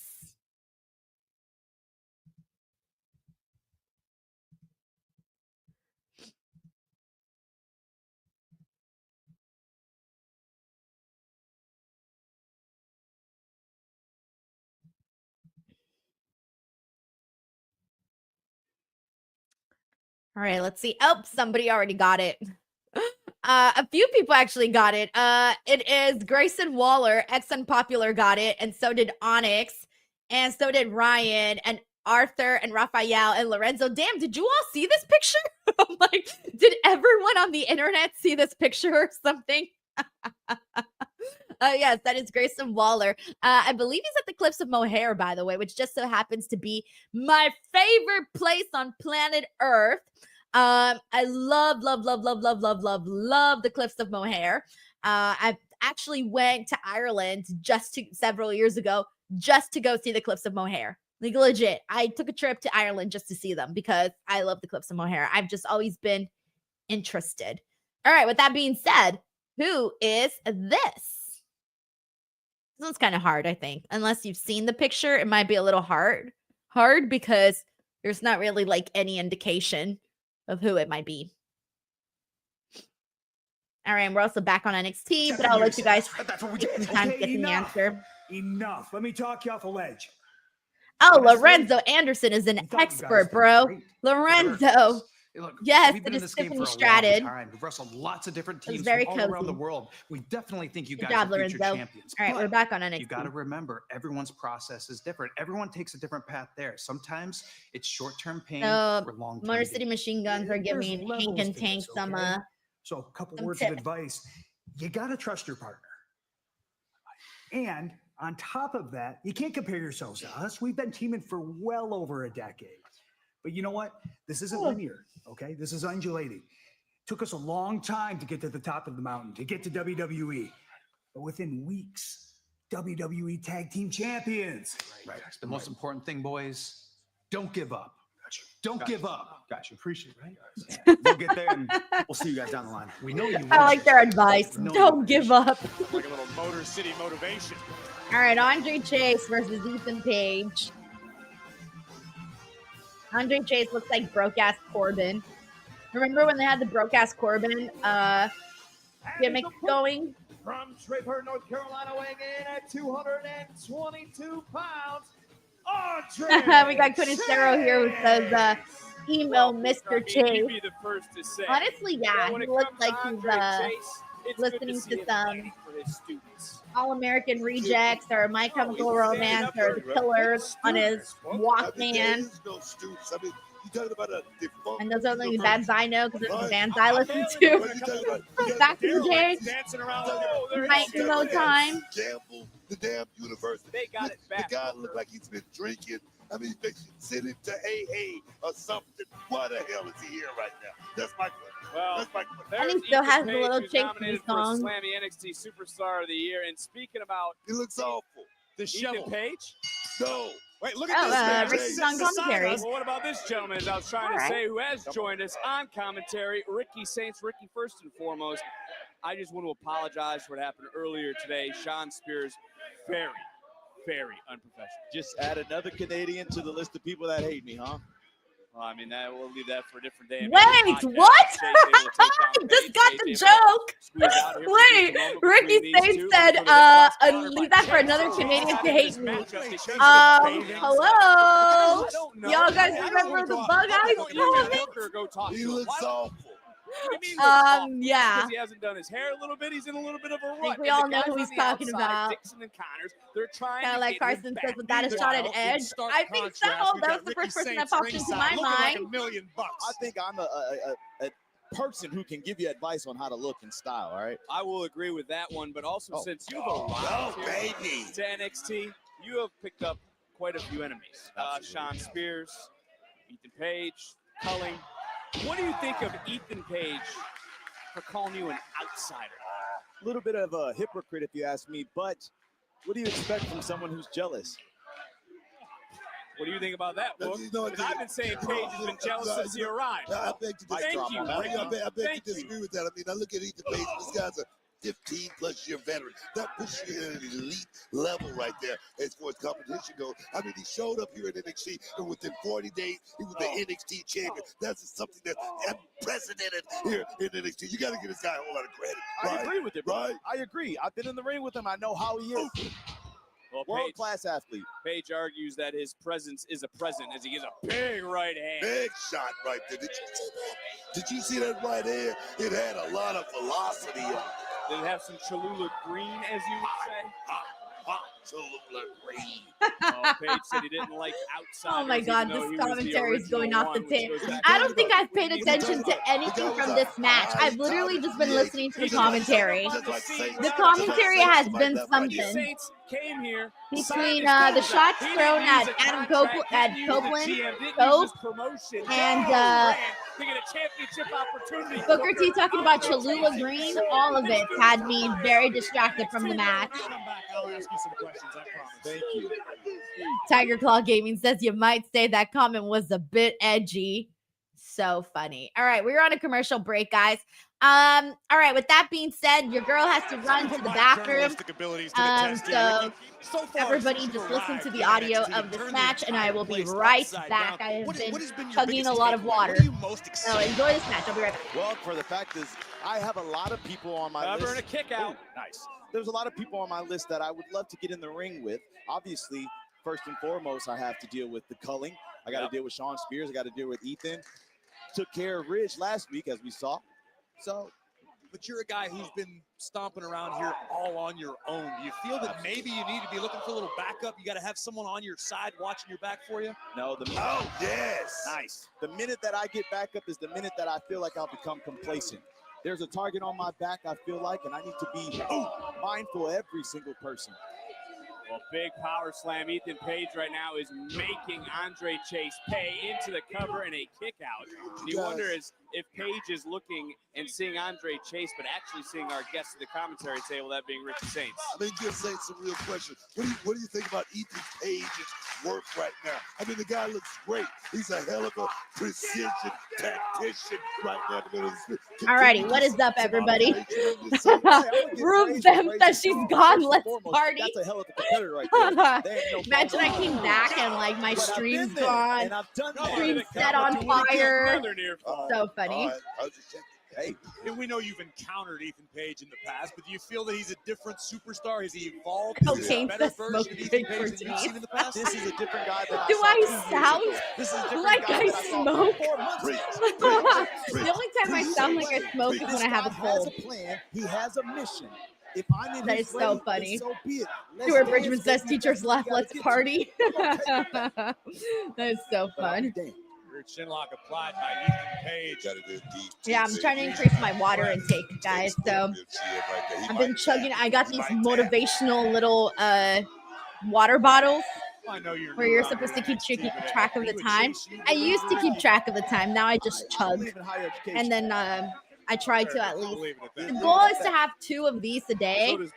Lately, I've been having 1, so that's not really too good. So I definitely need to work on increasing my water intake. I believe it's scholarships.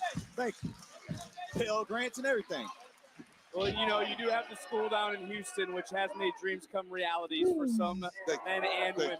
As Page is trying to shatter the dream here tonight of Andre Chase, who is back in this matchup because of those 2 men on the outside, Cale Dixon and Connor. All right, we're back on TV in 30 seconds. Right now, we're just doing a rest hold, so nothing too intriguing there. Hey, check out some more schemes out there. It's gotta be Sarah says, my friend got me a Stanley Cup for my birthday. Works great for me. Oh, nice, nice. I don't have one, but I use this, and I have this rock one, and then I have that's it, actually. That's all I have. That's all I have. I gotta say that this match will continue wherever you are in the world. We're gonna find out anything that works, man. Or is it gonna be Chase walking out victorious? Yeah, I've been trying to keep track of my water intake too on my app. So fighting for those on the outside. Ethan Page I'm just fighting like for his own ego. We're joined by trying to do everything right now. Here ringside. What do you mean why? Oh, great! I have the hiccup. Earlier got cut short because of Sean Spears. This guy's a professional. This guy's a business man. Quick, someone scare me! I have the hiccup. Oh no! We have Luis here who says, I heard a gallon of water a day for a 200-pound man. Not sure how much women need. I drink a gallon of water a day multiple times. Yes, it does very well for you. As big as my dreams can be, it really helps. Like, let me tell everyone here something. I don't know. I just noticed. I noticed that my health is whenever my water intake is the highest. Could we see it? Anthony Hitzman, what's up? Nice to see you on here. Migraine. Oh, he's fighting with himself. Do it, Andre Chase. Do it. All right, what's happening? Oh.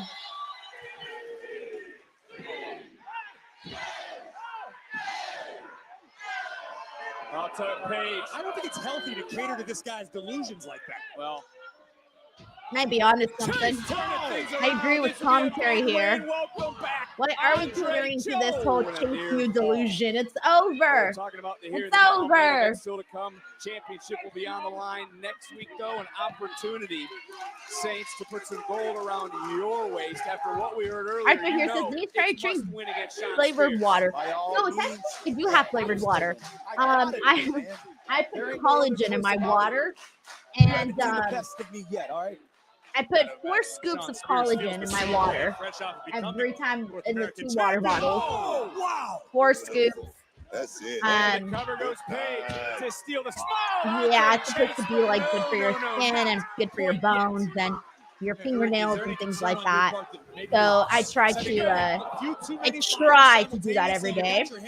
Some weeks I'm better than others. Champion Shawn Spears next week. You've got the attention of Ethan Page, whether you want it or not. You got a locker room full of people. I don't really like tea, Lewis. I accidentally ordered way too many boxes of green tea off of Amazon. I thought I was ordering like 2, and I ended up getting like 12. I'm like, I don't know what I'm gonna do with these. And I drank green tea for a while, but I just don't like it. That was short-lived. I don't know why. I'm just not into it. Mentality it takes to make it to the top, but Ethan Page looking to dispose of Andre Chase. Hey, what's up, Loretta? We are currently on Andre Chase versus Ethan Page. That's really going to be a rude awakening for Ethan We got Page Sparks here in the tonight. building. He says every restaurant I go to, I Setting always his ask for sights, water. going up. I'm gonna be real with you. Every time I go to restaurants, I always get Diet Coke. I know. Everyone's gonna yell at me and be like, Denise said it's so bad for you. But when I'm out at a restaurant, I like to have like a nice cold, there's lots of ice Diet Coke. Arthur E picks pink lemonade. You know, I haven't had pink lemonade in a long time, but I do like me some pink lemonade. But I don't like it when it's too sweet though. Sarah's like, me too, Denise. All right, I'm not alone here. Glad I'm not alone. Baby, that's all business. Icy says I enjoy a tall glass of El Grande Americano. To school. All the way up. My go-to Starbucks drink is actually Power slam. You gotta be kidding me. and Andre Chase picked out of that. My go-to Starbucks drink is actually the tall, skinny caramel macchiato. From Page, cancel classes at Chase U. Oh, there you go. Ethan Page got the win. I was not into this. This was not for me. Yeah, tall, skinny caramel macchiato. Very, very good. If you've never had it, have it. That's the only thing I order off of Starbucks. I either get it hot or iced. That's the only difference in my order. Sometimes hot, sometimes iced. Thanks for coming, Andre Chase. And Ricky, just for my own sanity, let me get a good look at those pearly whites of yours, because all ego's got you in his sights. We have to savor them all. We got them. Well, come on now. Come on. That was rude, Graves. Oh, I was being respectful. Ethan Page going to take him out and take his smile. I was complimenting. Whoa.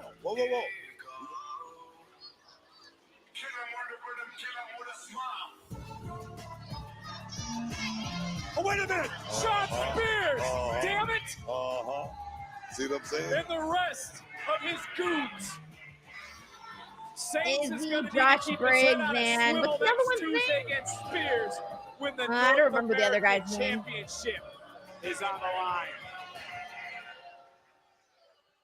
Hey, D, talk to their ass. Like that, huh? Y'all like that? We ain't even gotta do nothing. Y'all go crazy. Oh, this is the new group. I was like, who are these people?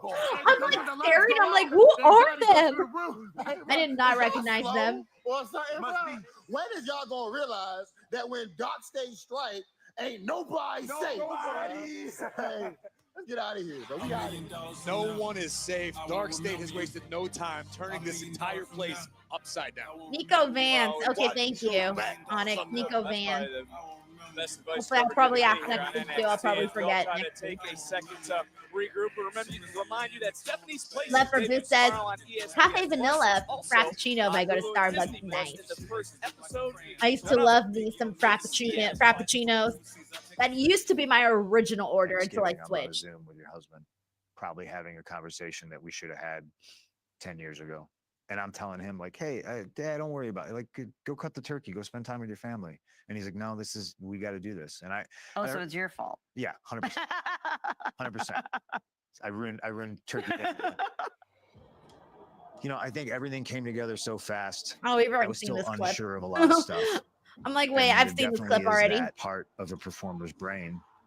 Yeah, there was Arthur that. eats Oh, are that they going to with remember me? marshmallows. Are they going to care? I do like to I eat think me and your marshmallows, husband but I like to eat way them more straight out of the similar bag. than maybe even today we want to admit. Juan Ortega says he quit Frappuccino. It's only temporary. Yeah, I quit Frappuccino years ago. I haven't had a Frappuccino. Yeah. No Frappuccinos for me. I literally stick to my same order. Because she's not at 100%. You can see it physically on the God, it took the words out of my mouth.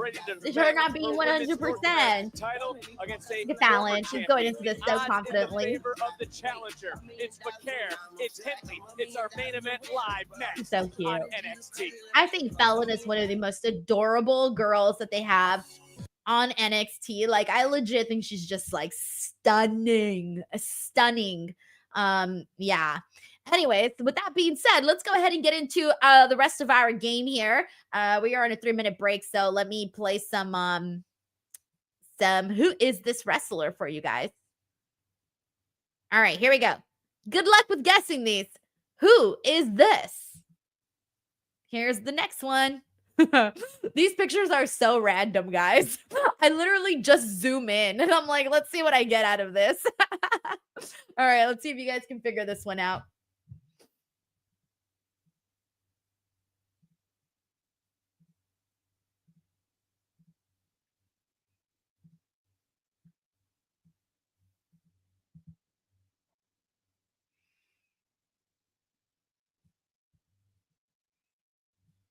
All right, and it looks like we already got the answer here, by the way.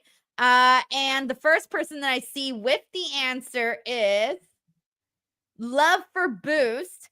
And this was the picture they were looking for. The answer is Damian Priest, by the way. Good job, because really all you saw there was Damian Priest's eyebrows. So the fact that you were able to spot that, that's pretty cool. Let's see who else had it. Let me see. Love for Boost. Where did the other one go? Where's the Sparks also had it. Flames King Phoenix, David Primero, and let's see. Arthur, Brandon, Raphael, Joshua. All right, good job. Let me get to the next one. Here we go. The next one is, who is this? I think this one will be kind of easy. Also, shout out to Adriana, who's on the stream. We also got the Haloka. Hassan Terrell is also here. What's up, Hassan?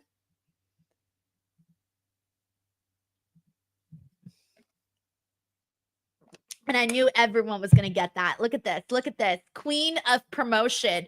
Chelsea Green. Juan Ortega has that. JB, Larice, David Primero, ex-Unpopular, Dominic Carranza. Literally everyone got this one. Lorenzo, Arthur, Hayum Cooley. We got Raphael, Brandon, David Zaldivar. And there you go. All right, here's the next one. That one was easy. I knew that one would be easy. All right, I got 2 more, so let's do it. Here we go. Who is this?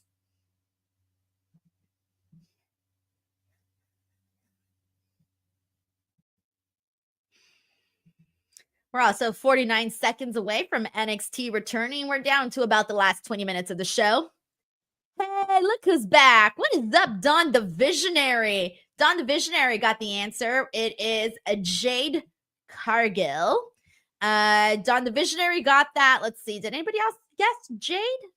Icy did. All right, Icy did. Let me see. Did anybody else guess Jade? Dion did. All right, good job. Oh, and so did David. No, wait, I'm sorry. Dion did. Joshua Bones also did. Okay. Good job. All right, we got one more. And I will just play it in the next commercial because we are about to come back in 7 seconds. So let me get the audio going. And here we go. All right.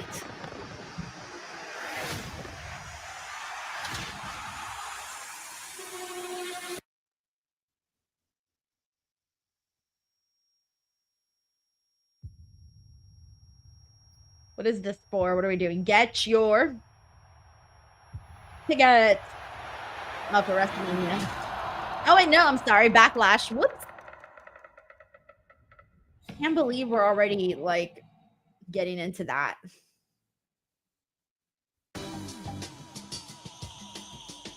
Everyone's just chilling, waiting for the show to start. Well, while everyone's chilling, guys, I'm going to use this opportunity as I do every show. If you guys haven't followed me on Instagram and you're here on the stream, I don't think this QR code actually works, but at _Denise Look, everybody want to Salcedo, talk about Javon, huh? come check me out. Anybody who can see knows I was trying to hit over. Javon was he was collateral damage. All right. No, forget that. Javon was a distraction. Just like Eddie Thorpe been. A distraction from what I want. Everybody distracted from the fact that I'm the man around here. I'm supposed to be NXT champ. Oba knows that. And Oba, if you're still the ruler, then you know where to find me. Right here next week. Wait, Trick, before you go, what do you think about Dark State? That ain't my business. Oh, okay. That's not my business, even though they did come out during his segment last week and this week, and it's not his business. Interesting.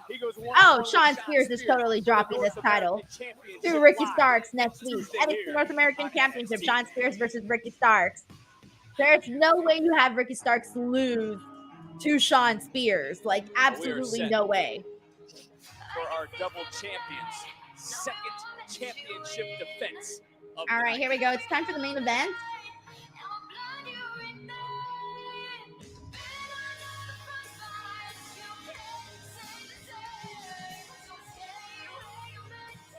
And there is a woman who is all confidence grapes and with good reason.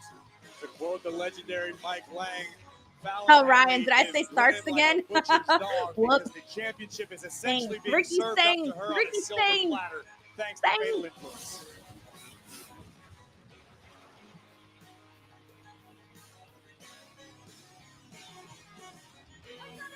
Marvin Scott too says theme is on fire. Yeah, I like Fatal Influence's theme.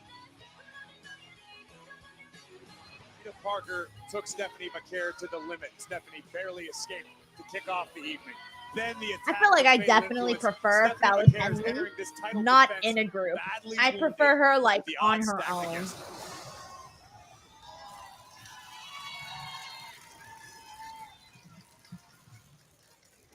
Matt says, so I missed it. Did Stephanie get jumped? Yes, Fatal Influence attacked her after her match with Jada.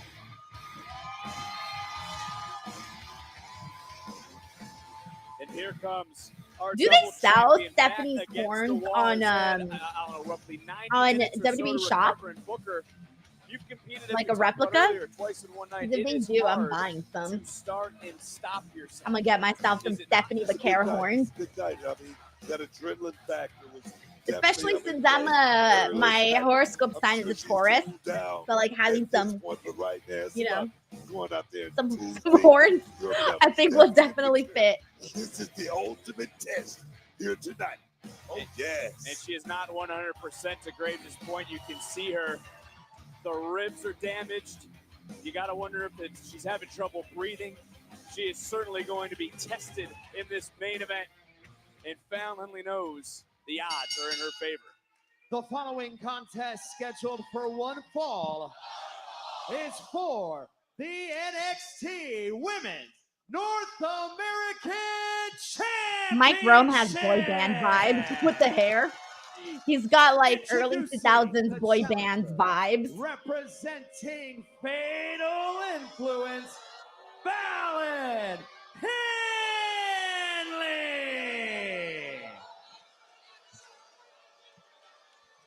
And her opponent from San Fernando, Chile.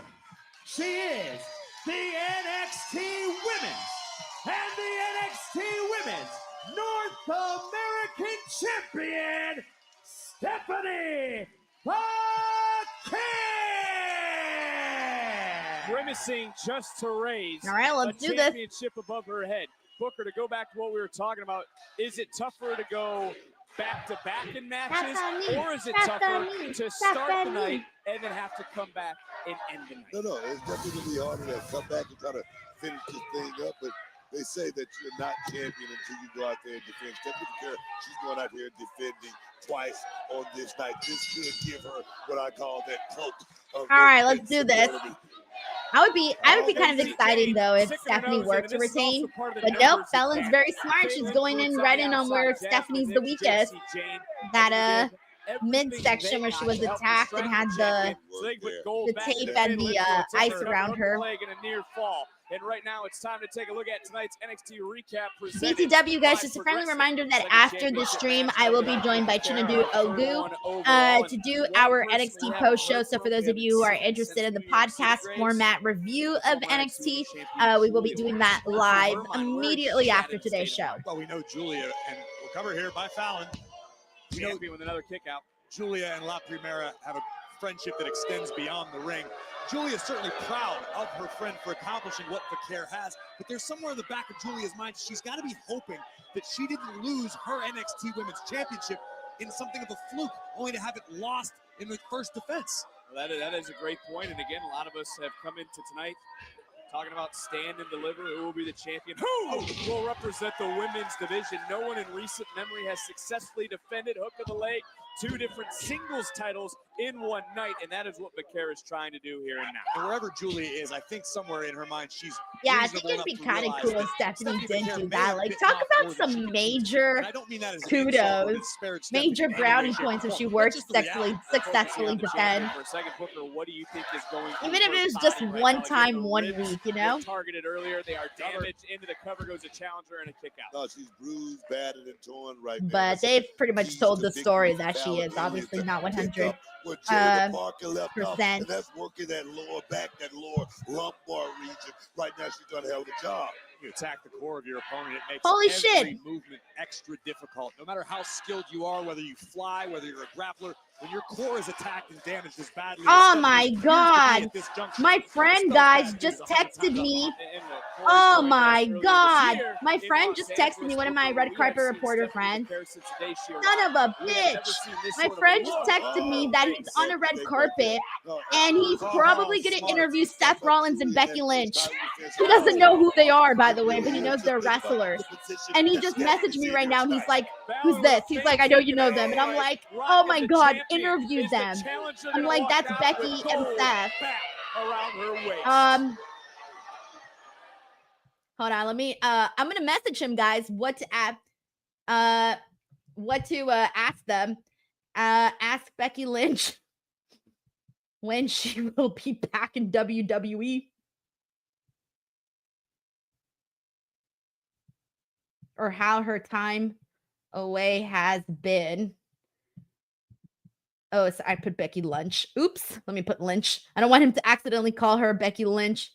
Wait, did he get a chance to interview them or not? I did not know they were going to be at this event. Had I known, yeah, I had no idea they were going to be here for this. No interviews. Okay, they didn't do interviews. Let me ask him if I can share his pic. Can I share? Sorry, guys.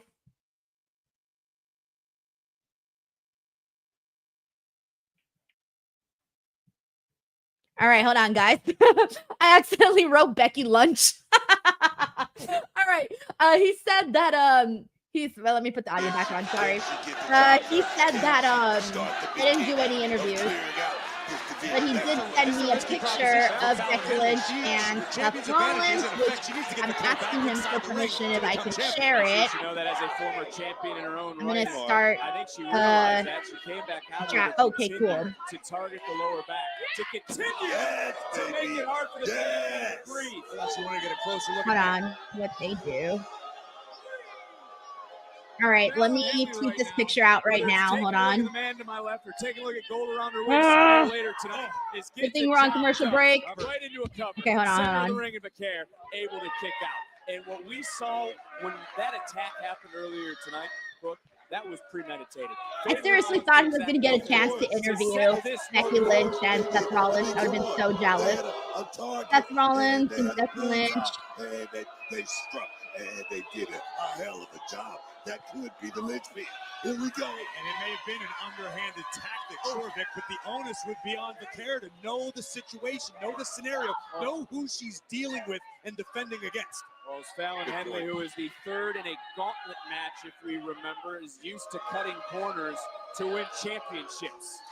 and right back in to wear down Stephanie Vaquer. And also this submission, Graves, focuses right on the ribs, focuses right on the injured body part of the champion. There's a lot happening here in this submission. You've got the All right, shoulder cool. I'm lock, about to put sort the of picture apply up right now on. Okay, it's up on But Twitter you're for right, it those of does you. stretch out the Actually, I'll show it to you guys here of too. the champion. This was the picture It's our of main event Becky here on Lynch NXT. and Seth Who Rollins. is They were walking at out the with Luckiest Women's Man North Advanced American screening Championship. today here in Los Angeles because my friend lives in Los Angeles. And I guess in this film, The Luckiest Man, Closing in her second reign. That would be history in its own right. No woman has worn the NXT North American Women's Championship more than once. Fallon Henley looking to make history. oh Jesus! All right, we're also back on the match here, but in this is apparently Paul Walter Hauser, different singles championships, Patty in one Harrison, night, and Fallon Johnny Henley Knoxville. coming in Those big are some of the right people hand. in this match. All right, but here we go. We're back to Fallon and Stephanie. Of course, Stephanie's getting beat right now. Wash over the face of Fallon Henley after delivering the kick because she knows. So I guess they were just there for the screening as guests, but yeah, they didn't do no interviews. On the outside, and for Fallon Henley, But yeah, my friend, he's music. He does like music. He has a music YouTube channel, and he's like really into K-pop. So that's usually his genre that he covers. But he also does a lot of like entertainment stuff too. So every time she musters any semblance of momentum, that's how he ended up there. With a shot to the ribs. And we talked about being aware earlier. Stephanie Vaquer is aware. She's not just fighting Fallon Henley. She's fighting three women right now, including the two on the outside of Fatal Influence who tried to stick their nose in this matchup right from the get-go. But one after another, Vaquer, the champion, looking for the suplex. And the wave of momentum may have just shifted. We got Dave Cox here. Who's sorry? He says, Denise, I know you're a Fallon fan. Do you worry this hurts her if she can't beat a wounded Stephanie? Yeah. In a way, yes and no, right? Like, yes, because she is wounded. And no, because it is Stephanie Vaquer. And I just see her as, like, really advanced and very experienced. But yeah, I do think that in a way they almost have to. Here we go. It's like, how do you justify her losing to someone who isn't 100%, right? I almost wish that Stephanie did successfully defend though for 1 week and then lost it just maybe next week or something, or in the next rematch. But I think for the most part, we all knew she obviously can hold up 2 championship belts since the women's division is so loaded. You definitely want to see other champions. And Fallon Henley is also really good. So I know it almost feels like they're going back to her by default because of all of the changes they had to make. But Fallon Henley is very good. It's just that I think her being in the Fatal Influence group, instead of helping her, has kind of taken from her, I think. Thank you so much for the super chat, by the way. And I still need to catch up on 2 more, so I'll get to those in a second. Take a cold shower tonight, Book. You'll be all right. Fallon Henley now in control. And the challenger, oh wow, hoisting up the nasty champion, and it could be the beginning of suplex there. We could be in for the second reign of Fallon Henley as the women's North American champion. I love that right now Fallon Henley is in cruise control. She knows all she has to do is stay the course. Don't make any big mistakes. This how she beat Jada to start the night. Gets into it again, and a near fall. Rolling through, back up, and again going right back to the midsection. That has been the game plan of Fallon Henley tonight, is to affect the ribs. And help Stephanie kick out JC, but then Jasmine kicks Stephanie. Oh no, it's so lame. The official did not see it, was distracted by the challenger and the numbers advantage. Oh, I think this might be it. Right now, the champion. No, she's too close to the rope. Wait, never mind. Oh, he kicked out. Okay. We almost heard Mike Rome screech out and knew. Now is no time. We're down to the next few minutes. Will Stephanie make history 2 weeks back to back or not? Opportunity. Vaquer showing you the heart of a champion. Dark Angel with a super kick under the jaw. Pulling in Fallon. She could be looking. Jasmine again, damn it. There's no way. Jasmine, get out of here. Be able to muscle up Fallon for the SVB. Not with the ribs in the condition they're in. Fallon just getting countered. Oh no. Wait. Right through. Can she do it? I thought for a second there she had it. She might still have it. Wait. 1,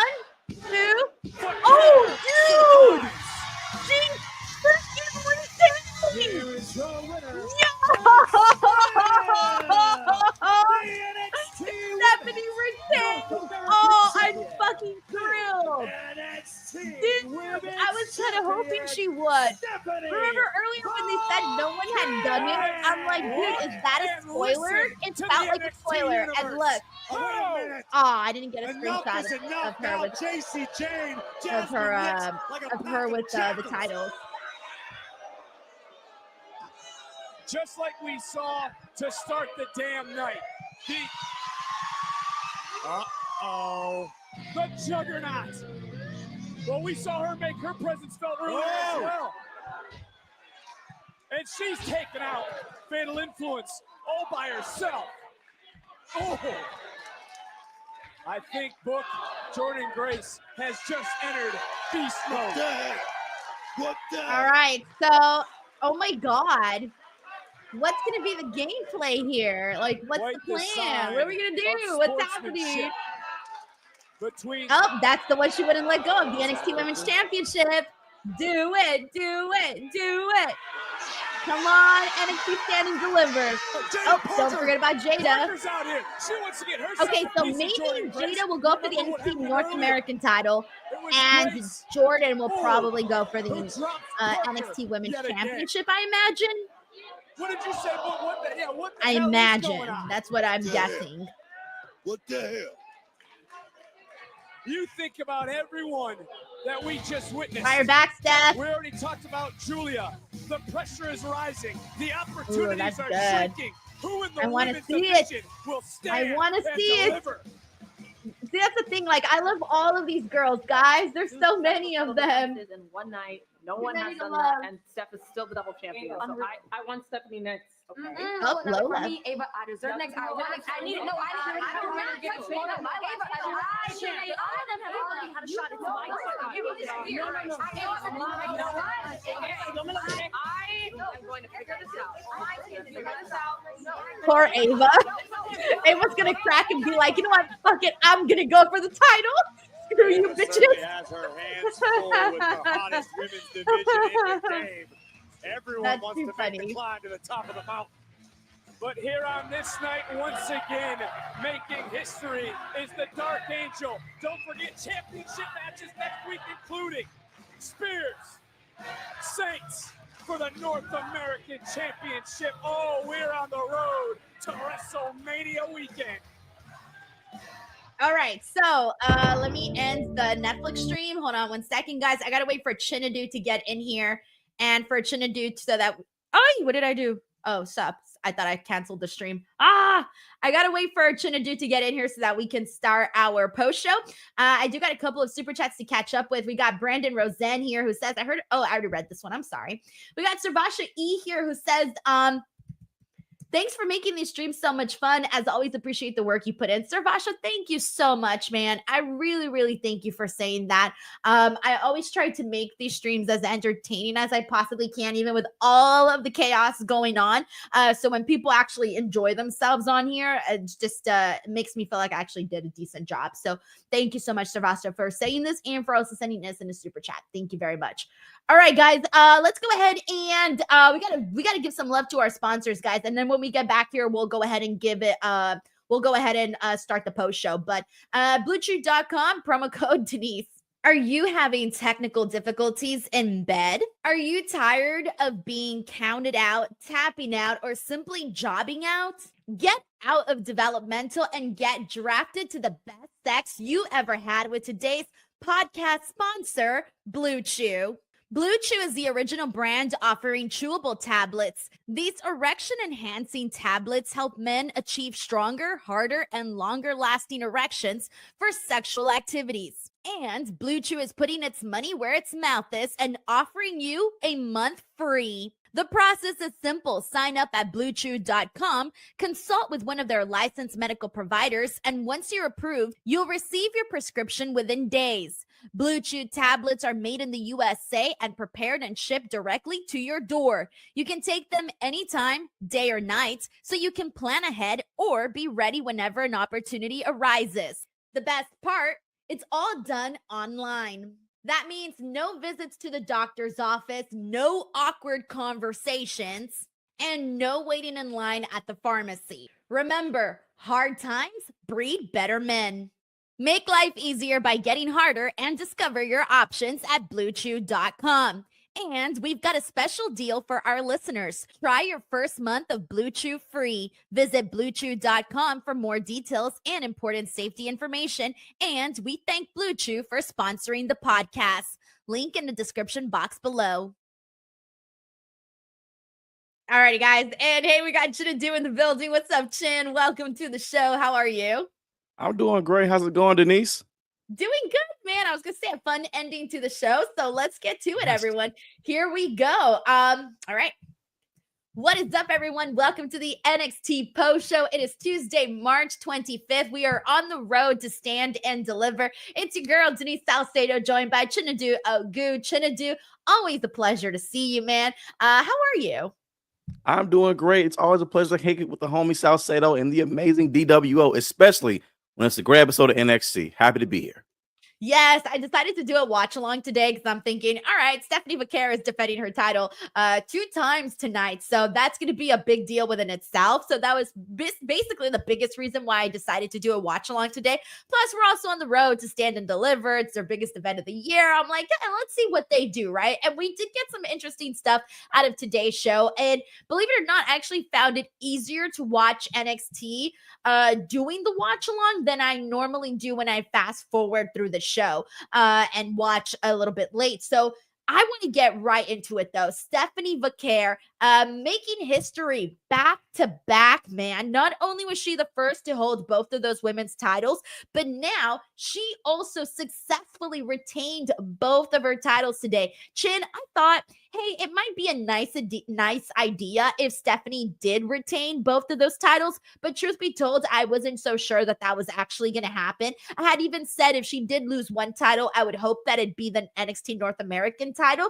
And then they even tricked us, right? They did this whole thing where they put the match between her and Jada for the NXT Championship at the open of the show and the NXT North American title match at the closing of the show. So they made you think, and they told this story throughout the entire day, especially after the match, after she successfully defended against Jada. She was attacked by Fatal Influence. So they basically told the story of Stephanie Vaquer is not 100%. And though she still went into this match, she kept her promise and she ended up retaining. So I want to go ahead and get your thoughts, Chin. How'd you feel about this? Well, let me start by saying I love Stephanie. Happy she's retained because I feel this is a great story to tell. She is like the top girl right now, and she should be pushed and booked this way to show that she is indeed not only the champion, but an Iron Woman at that. She can go the distance, opening to close, which she definitely did. Amazing matches. I didn't like how, and I said this before, so y'all know I love me some Jada Parker. That's the homie, okay? And I did not like her losing because I felt like putting her first, it just let us know that she's going to lose this match. Which she did.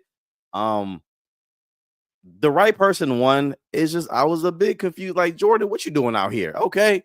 Yeah, she attacked you last week. Yeah, but she was right. Okay. You barely go here now. All right, back of the line. All right, this as it should be. All right. So I know I'm being salty though, but I think these matches were amazing. I felt it showed Stephanie's range. It was really, really great. I'm happy that Jada got in that ring and showed that she can go to. It made me realize how much taller Jada is than Stephanie. Dude, I was saying like, the exact same thing. Legit. Yeah. I was like, God, dog, how tall is Jada? I was like, this girl can't be like no 5'10", 6 foot tall girl. This ain't no way. Ain't no way. But she was towering over Stephanie. But this match was really, really great. I truly enjoyed it. And the main event too. Fallon Henley was amazing. Although I hope one day she will become a babyface again because I feel she's naturally a babyface to me. I think she's a great babyface. It was just an amazing match. Fatal Influence did what they're supposed to do. And then Stephanie prevailed, and the right woman won once again. I love the face off in the end. I love the Jordan. I love the Jordan tease with the belt. I like that tension. I like seeing Stephanie mad. I think if that makes sense, like seeing her so calm and composed this entire time has been really cool. I like seeing her upset, a bit frazzled. I like that in the end though, showing a little bit of frustration because he's realizing, yo, all these chicks are after me for real, for real. And then melee in the back with Ava and all the women. Seeing Lola again was awesome. And Kalani and all that, though. So I love the melee of it because I feel this is how a title should be booked. Everybody wants it. And when it comes to this title, nobody's friends. I loved it. Yeah, there's a lot to get into this. I knew you'd be heartbroken over your girl Jada, but it just wasn't her time yet, Chinedu. So breathe, you gotta hold on to it. Your moment will eventually come because Jada will get her moment. Okay, she has been a firecracker on this entire show, right? But it's just right now, it's just not her time just yet. Now, I'm kind of glad that they went. It was so, when I should have realized it. And I even said this during the watch along. I said this, and I thought maybe I'm thinking way too hard about this because in the beginning, do you remember how they opened the show with a video package? And in that video package, they had said no one's ever, successfully defended 2 titles, 2 singles titles in one night. And they went back and they showed Seth Rollins and Becky Lynch. And I thought to myself, oh my God, that might be a spoiler in the fact that why are they telling us that? Because that was my thought process. This is not just to give us information. There's an additional reason as to why they are telling us this.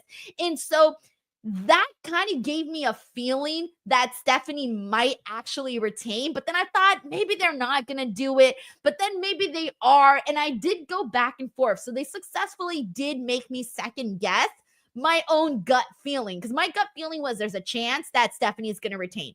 But I went against that gut feeling because I just thought, okay, well, there are so many women in the roster for both championships to be on one person. But then at the same time, I thought, how cool would it be if it's Stephanie who ends up doing that? And I thought, I feel bad because I think that when it comes specifically to Fallon Henley, I love Fallon Henley. I think she's freaking great, but I do think she needs to break off from Fatal Influence. I don't think that the group is helping her. I think it's taking away from her. So I'm going to put it out there. I think Fallon Henley should go back to being on her own and doing her own thing because I think she shined brighter like that, and we got to see more of her personality. We got just to see so much of her, and I truly think that Fallon Henley is a potential future star on the show.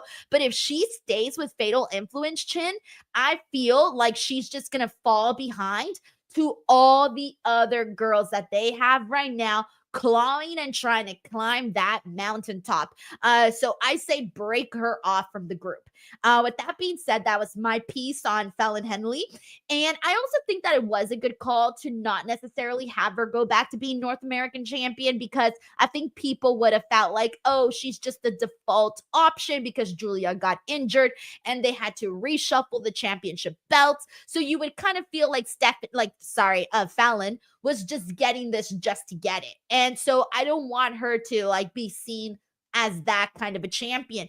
And so in regards to Jada and Jordan, I thought it was interesting when Jordan went out there during Jada's match. And I started thinking oh, are they really going to go about it like this where they're going to do a distraction finish? Because they didn't need to do that. However, Chin, most of the offense in the Stephanie Jada match, it was pretty much Stephanie. Jada got a couple of shots in on her, but they really booked Stephanie to look incredibly strong in that match. Jada fired back, but it was Stephanie's match from the very beginning, though. You could just see the confidence in her. It just shone really brightly. But with that being said, I did get excited about Jada and Jordan. That element, I'm thinking, ooh, 2 big girls that are gonna come at you full force, 2 alpha females. That's what you're gonna get from Jordan and Jada. And so that whole part of it got me really, really excited. For the ending, though, as you mentioned, we did see Stephanie and Jordan. Jordan went to go help out Stephanie because she was attacked immediately after her match. And so Jordan going out there and helping her and having her back, I loved that. But that moment where they were tossing up for the championship, where she wouldn't let go of the NXT championship, I'm curious to see how we're going to get there, right? Because there's different options, and I'm curious to see what you would want to see at Stand and Deliver. Do you want to see Stephanie versus Jordan, just like that? Or is there a world where we see Stephanie, Jordan, Jada? We've been seeing a whole lot of triple threats lately in WWE. That could be a triple threat we end up seeing. Or do you think they'll do Jordan Jada first to determine the new number 1 contender for Stephanie? Although I do want that triple threat because I think Jada belongs in that picture, that top picture consistently. I feel she's the perfect working heel, the person that's just always just frustrated about getting so close and getting screwed over again and again and again and again. Is just the anger that builds up from this girl. I feel it, and I really think that's adds more to her character. Although that's what I want, I do see them doing Jada versus Jordan for the #1 contendership to face her. And I mean, well, I want to point out too, Jordan Grace hitting the hypnotic on Jada. I caught that. The disrespect. I saw that. I don't know if people caught that part. She did it and then slapped her on yash. That's I ain't gonna say the A word. Slapped her on yash to show Jada I have yash too. You are not the only girl who has yash. She slapped her on yash and said, I have it too. I was like, wait a minute. Okay. We got some real beef. And I like that. I like that tension. Like you said, Sue, you have two powerhouse women who can both go like physically and on the mic. I really want to see this collision course because if there's something Jada is really, really good at, is having collision course blood feuds. Like she brings the intensity. She brings to a whole new level to a point. Although I want her to be champion, she almost doesn't need the belt to be relevant on the show. Wait, who are you saying doesn't need the belt to be relevant on the show? Jada Parker. Oh, Jada. I mean, she's got a lot of attitude. I think that carries her a long way. So much. I think eventually she will, though, but she's not gonna like fall behind. Let's say if she doesn't. So like that's what I'm saying. Like even though it's not her time right now, because of that aura that she does bring to the show, that's the reason why she's still being seen. I mean, I had just mentioned this last week. Last week I had said we haven't even seen Lola Vice, and mind you, these two girls were in the exact same feud together. And finally, we just saw her today. I loved that every single girl was basically telling Ava, like, hey, I want the next shot. I want the next shot. And I'm curious to see how they go about it. We haven't seen a tournament in a second. What if we do a all women's tournament for, I don't know, for NXT? That could be kind of fun. I'm here for it.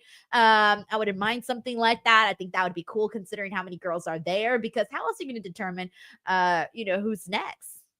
Absolutely. And I don't know if I was alone on this, but I was kind of expecting Ava to say something about a resolution like there, because it seemed like she's supposed to have said something, but she just kind of was like, I'm just frustrated. I guess supposed to lead us to next week, though. But I was expecting her to say, okay. Battle Royal or something like that next week. No, I thought as a cliffhanger. I was expecting something, though, but the cliffhanger is a better idea. Keep us going for next week, though. But overall, I really just like that there was every woman in that locker room vying for this title, because that, again, to me, that's how it should be. Everyone wants to be champion. Everybody. It shouldn't be, I'm just happy to be here. Oh, it's great. Or I'm going, no. I'm here for gold. And like this perfect. I really do like it. By the way, listen, I know some folks don't like Ava as a character. I truly enjoy Ava as a general manager from a business perspective, to say real quick, because they're on CW. I know this is random. They're on CW, younger audience. If you see somebody that looks like Ava running the show, to me, in my mind, but okay, she young. What's she doing? It would bring more interest as opposed to seeing like William Regal. No disrespect to Regal. Like or William Regal catching strays. Yeah, no disrespect to Regal. Yeah, no disrespect to Regal, because I know he might be watching. He might. I'm going to stretch you from butthole to appetite when I see you, young lad. Please don't do that to me, William. I don't mean it that way. I just mean. Yeah, there it is. Listen, sunshine. Somebody help. I don't want to no smoke. Your ass chin. William, no smoke. You just called William Regal old and boring. I didn't mean to say it that way. William, please wait. His son's on the roster too. Listen, no quarter catch crew, please. I don't mean no disrespect. If I'm on a live show, it's just from a business perspective for the young demographic. You see somebody that's Ava's age, a 23-year-old. She's young, around the show. I'm like, okay, let me tune in and see what's going on. I think it's a good move. Some people might think it's like I'm like, because I'm such a rock fan. But no, I think it's a good idea. I do the same thing. My daughter gonna have a job out here if I'm on the board. Yeah, that's true. I think she's definitely gotten her footing. This has definitely been her strongest position. Let's not forget that prior to this, she was part of the Schism. And I don't want to talk about her Schism days. Let's not even talk about it. I mean, this girl was in a cult. Where was The Rock when his daughter was in a cult? Have we talked about that yet? Anyways. Yeah, she was out here filming Moana too. What's going on, Rock? We'll put the Schism in there with Flex Cavana over here. Let's put that over here and not talk about it ever again. Yeah. All right, we got a couple of super chats to get into. Here we go. Let's see what we got. We got Anthony Giuliano kicks us off, saying nothing to confirm, but I feel we might get a triple threat at Stand and Deliver for the NXT Women's Championship. I kind of had that feeling too. My first feeling though was, what if we see Jada Parker go for that NXT North American Championship, and we see Jordan go for the NXT Women's Championship? I could see that being an option too. That was actually the first option I was thinking of. Thank you, Anthony. We got Ben Fossey here who says, hello, everyone. It's not easy defending the title twice in one night. That's how good Stephanie is. That's why she's my favorite. She's my favorite. I love that, Ben. No, I did love that they gave Stephanie this moment, because that's huge, man. 2 historic moments back to back. Come on. Like, it doesn't get any better than that. And I feel like they're really hyping Stephanie up as someone that's really going to be like the next big thing on NXT. So that's really cool to see. Thank you so much, Ben Fossey. We got JJ Castillo in the building. JJ, thank you so much for the super chat. He says, props to Stephanie for retaining both titles. I didn't realize how stacked women's division in NXT is. I feel like they are planning Stephanie versus Jordan versus Jada at Stand and Deliver. All right, so already multiple people are kind of getting the same gut feeling that they might do a triple threat. I'm good with either or option. I do kind of like the idea, though, of doing Jada and Jordan first to determine the number 1 contender, and then the winner of that going to see Stephanie Vaquer. Personally, only because to me, my dream match is between Stephanie and Jordan. And so that's where I'm at. Plus, I also don't want to be robbed of Jordan versus Jada. I do want to see that part of it too. What about you, Chin? No, I definitely agree, because sometimes the triple threat will pull away from what we want to see, like a la Becky Lynch, Ronda Rousey, Charlotte. That could have been 2 separate amazing feuds that could have lasted a long time and really had great build, but they put it together and it didn't work the way that we wanted it to work out. I do see, I don't know if you remember, I can't remember what pay-per-view it was, but in terms of the triple threat, I think an interesting stipulation could be, I don't know if you remember, it was 1 year, it was Angle, Benoit, Jericho, and one fall was for the European Championship, the second fall was for Intercontinental Championship. I'm thinking maybe they do something like that, perhaps. That would be freaking cool. That would be freaking cool. I would be down for that. I would be down for that. Good shout, Chin. Thank you, JJ Castillo, for the love and the support. We got Saif Dent Super here who says, hi, am I the only one who thinks this year's WrestleMania build is pretty good? Yes, it's nowhere near as incredible as 39 and 40 were, but it's fine. I think there's a lot of really good potential. Just some things need to be tweaked a little bit. I think if some things are tweaked, it could be amazing. Just some things need to get, again, sort of done a little bit. With that being said, really quickly, Saif Done Super, I did upload today a video, by the way, and it is called What the Fans Really Want from John Cena and Cody Rhodes. I would love it if you guys checked it out. It's up right now. It just went up a couple of hours before NXT, so if you guys check it out, give it some love. It is a topic that we talk about specifically with the John Cena Cody Rhodes feud. Saif, thank you so much. We got Luis Arturo Mendez here who says, I think Ava should organize the NXT women into an NBA style playoff bracket based on win-loss records for Stephanie Vaquer's championship.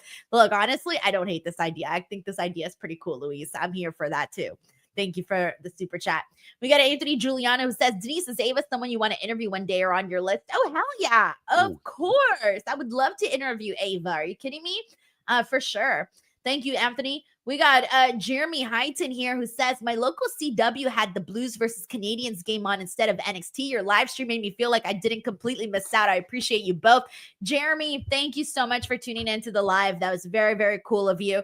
I understand. And a lot of people, like, especially if you're out in the West Coast, it's a little bit hard to watch the CW. And so thankfully we found ways around that. And I'm so glad that I get to watch NXT live with everybody else. But yeah, a lot of times in different markets, depending on what's going on in your city, sometimes NXT will be preempted, not just by time slots, but there's been times where it's been preempted days when, other stuff are happening. So yes, I do 100% get your frustrations with that. Jeremy, thank you so much for the super chat. We also have Denise, oh yeah. I'm sorry. Hey, Denise, is Blues versus Canadian, is that hockey? I think so. I'm trying to figure who that is. I'm sorry. I'm sorry. I'm guessing it's gonna. I'm the wrong person to ask. Yeah, I was trying to figure it out. I was like, I don't, Cause I don't follow hockey. It's like, who's the Blues in the Canadian? My husband's a big hockey fan. He would, if he was here right now, he would be nodding his head at me because he talks and talks and talks hockey. I mean, he talks every single sport. To be honest, I've jumbled them all up already. Like every sport to me is combined in one big melting pot. But if he was here right now, he would be like nodding his head at me in disappointment. we got Heidi Ho here who says 2 Stephanie matches in one night. Be right back. Gonna go have a cigarette. Stephanie is stunning. Hey, she's stunning and talented, guys. I don't know what to say. All right, she's the total package. Thank you, Heidi Ho, for the super chat. Very nice of you. Go enjoy your cigarette. We got Saif Dun Super here who says Fallon enjoy catering for the foreseeable future. Oh no, I hope that's not the case because I really think Fallon is incredibly talented. Like I said, get her out of the dang fatal influence group. We got Anthony Giuliano here who says, I know this is super early to predict, but I hope they do push Stephanie like this when she gets on the main roster. She deserves it all.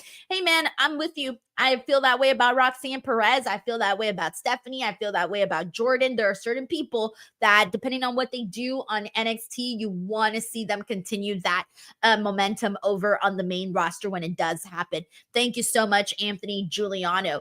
All right, with that being said, let's go ahead and continue on. By the way, everyone is saying, yes, it is hockey.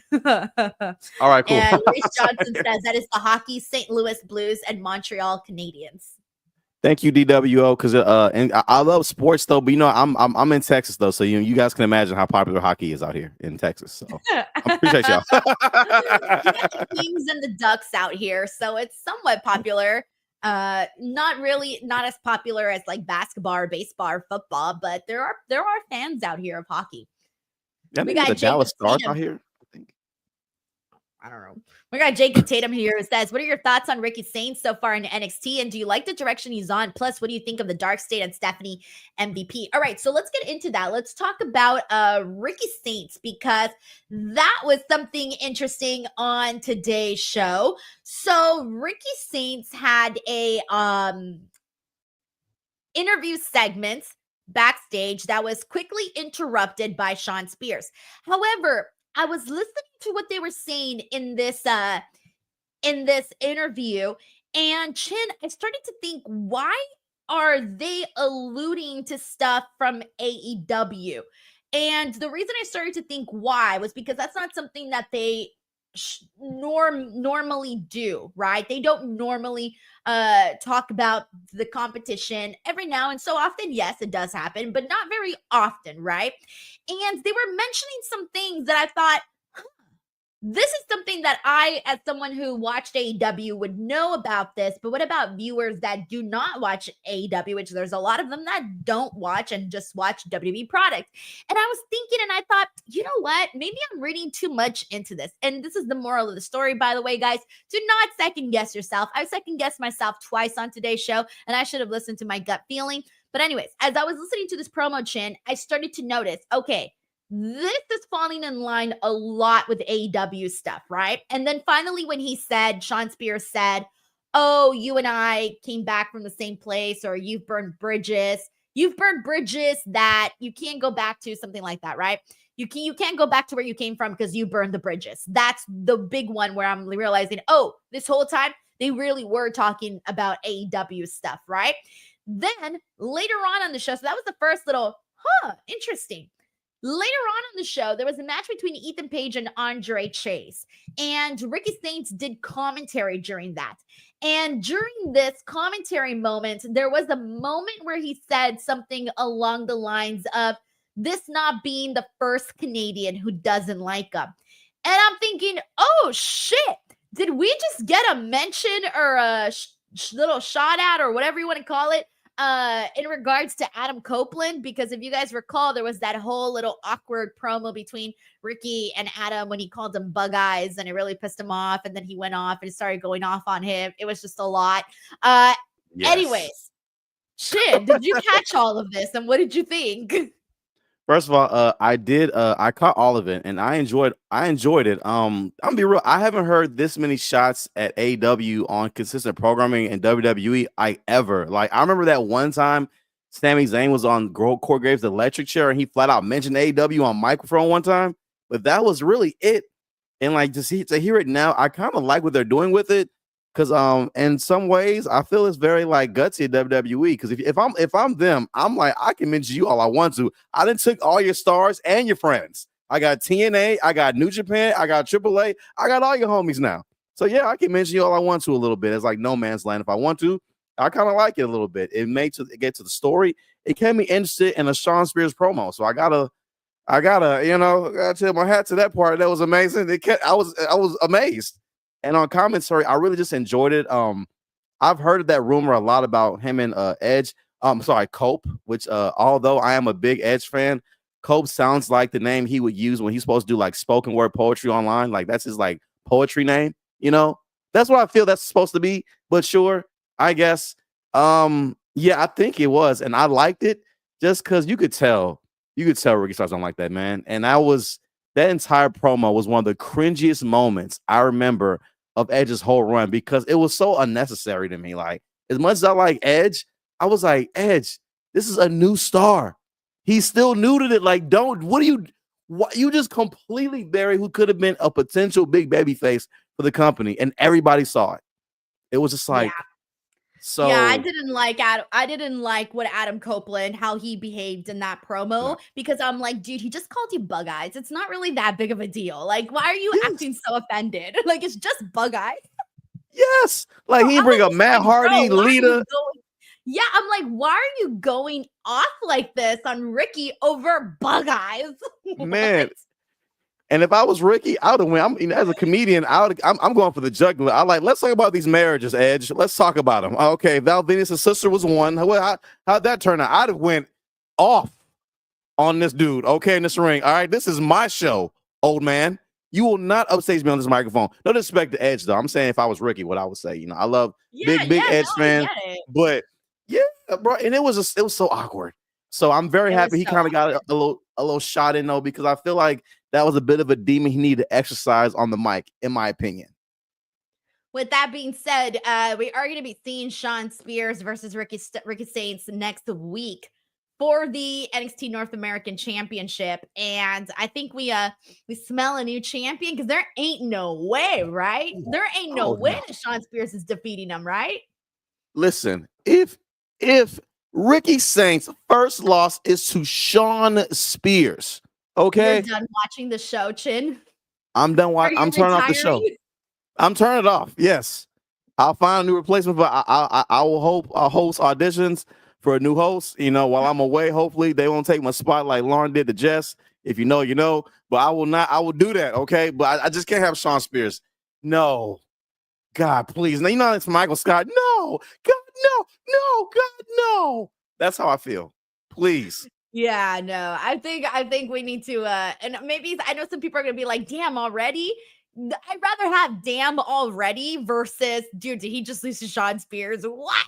Yes. That would be nuts. I don't think that would be a good idea. So hopefully we're right in the sense that Ricky Starks may be coming into some gold this coming Tuesday. Thank you so much, Jacob. We got Corey MacArthur who says, listen, Stephanie shined on tonight's NXT women's division is stacked and rocks. What's up, Chinedu? Hope all is well. Dude, I'm so excited about the NXT women's division right now. Like at the end, I was just like, oh my God, Jordan and Stephanie staring off on each other. I'm in female wrestling heaven.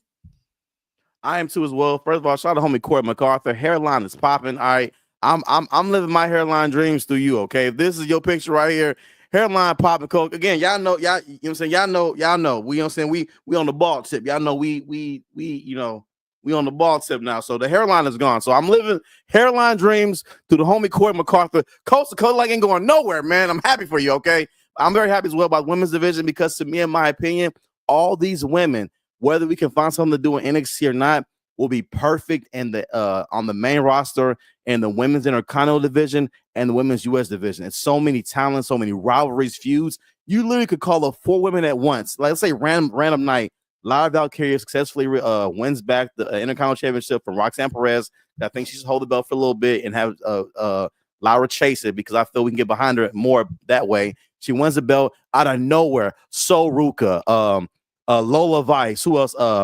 Nikita Line. Oh, this 4 or 5 women out of nowhere. Rush the ring. They're not a faction. They're just new to the roster and they want her. You could put them in just like that, and it adds so much more a heightened threat to the division. This is my opinion, because I feel the women are so talented, they'll get over immediately on that mic and on that crowd and in that crowd. Y'all know what time it is. The women are money. All right, Corey, thank you so much for the love. We got Bob Ross Jr. here says, I'm convinced that Julia is returning sooner than we think. Also, I hope she turns heel. I think I saw something on the other day on Twitter that she had returned, I think, to an NXT live event or something. I'm sorry, I didn't really follow up on it, but it propped up on my timeline. And I'm thinking, damn, already the match just happened. I was expecting her to be out for like a little bit longer. Now I'm thinking, if that's the case, if she is going to be back so quick, they didn't even need to do the whole, hey, let's have her lose to Stephanie. And so yeah, I was a little bit surprised by that for sure. But when she comes back turning heel, I do think that would be a cool thing for Julia, and I would be down to see that, her kind of maybe turning on her friend Stephanie. I can see that happening. Mm-hmm. Thank you, Bob Ross Jr. We got Heidi Ho here who says, I've seen a lot of my fellow whites offended by El Grande Americano from the Gulf of America, but the Hispanic community seems to love it. Just want to get Denise's opinion real quick. Yeah, I've been asked this a few times. I did not love the Gulf of America part of that on the video. I didn't have a problem with the video, but I did not like the Gulf of America stuff on there because we all know it's not the Gulf of America. But on top of that, I do think that the argument is going to be that WWE did it because he's Grande Americano. So, but it's just not something that we're going to see it like that. We're all going to see it as this is in support of Donald Trump and Donald Trump wanting it to be called Gulf of America instead of Gulf of Mexico. So it does feel like, it was unnecessary, and I think that had they not put that, then the conversation would have probably been a little bit different, because everyone kind of has a different issue with it too. Some people are, upset that there was so much AI used in it, or just some people just don't like the character in general. I'm fine with the character. I liked the video. I thought the video was funny in the sense that they were trying to give him a backstory, making him seem like he's this legendary wrestler. Again, the only part that I did not like was seeing the Gulf of America thing on there. That part gave me the ick. Thank you, Heidi Ho, for asking. We got Gerard Clark here who says, I don't like it when Vic Joseph or any other reporter doing an interview with NXT WWE superstars being interrupted. Rude. I wanted to hear the rest of that, what Ricky Saints had to say. I agree with you. Thank you so much. Awesome. Let's keep it moving. Let me see where we're at here. All right, we got a couple more topics to hit on. I'm going to kind of walk through some of these because some of these don't necessarily have too much to get into, but we did see Tyreek and Tyson in action against Hank Walker and Tank Ledger. And of course, these are my guys. I'm rooting for them all the time. I thought they looked really good. Both teams actually looked really good in this. Any thoughts here, Chindedu? I enjoyed it again. I do like Hank and Tank. I know, maybe not as much as Denise. I know, but I just think they need new gear though. That's what I was thinking about today. I think that's what it is. Cause I think that's it. Because I feel like I said it last week too, like they're a great tag team. They're great on the mic, so much charisma. When they hosted Great American Bash, they were funny to me. I genuinely enjoyed them. I was like, but they need something. And I think that's what it is. I think it's the ring gear. I think so too. Yeah. All right. NXT Heritage Cup champion Lexus King defeated Javon Evans. The big thing was that Obafemi went out and took out poor Javon Evans, snapped him like a twig. It was so sad. Like the size discrepancy is just massive. So seeing him snap Javon like a twig is insane. But anyways, there's kind of a lot going on with this because you have the Obafemi Trick Williams portion of it all, the Javon Evans Obafemi part, and the Javon Evans Trick Williams part of it. All sort of intertwining here. But overall, your thoughts on just kind of the big thing that I do have to mention is Dark State, the group. They did come out after this, right? And I'm starting to get the feeling, last week someone brought it up. They were like, oh, what if Trick Williams is part of this team? And me and you were like, nah, that's not a thing, right? Like, we don't think that's going to happen.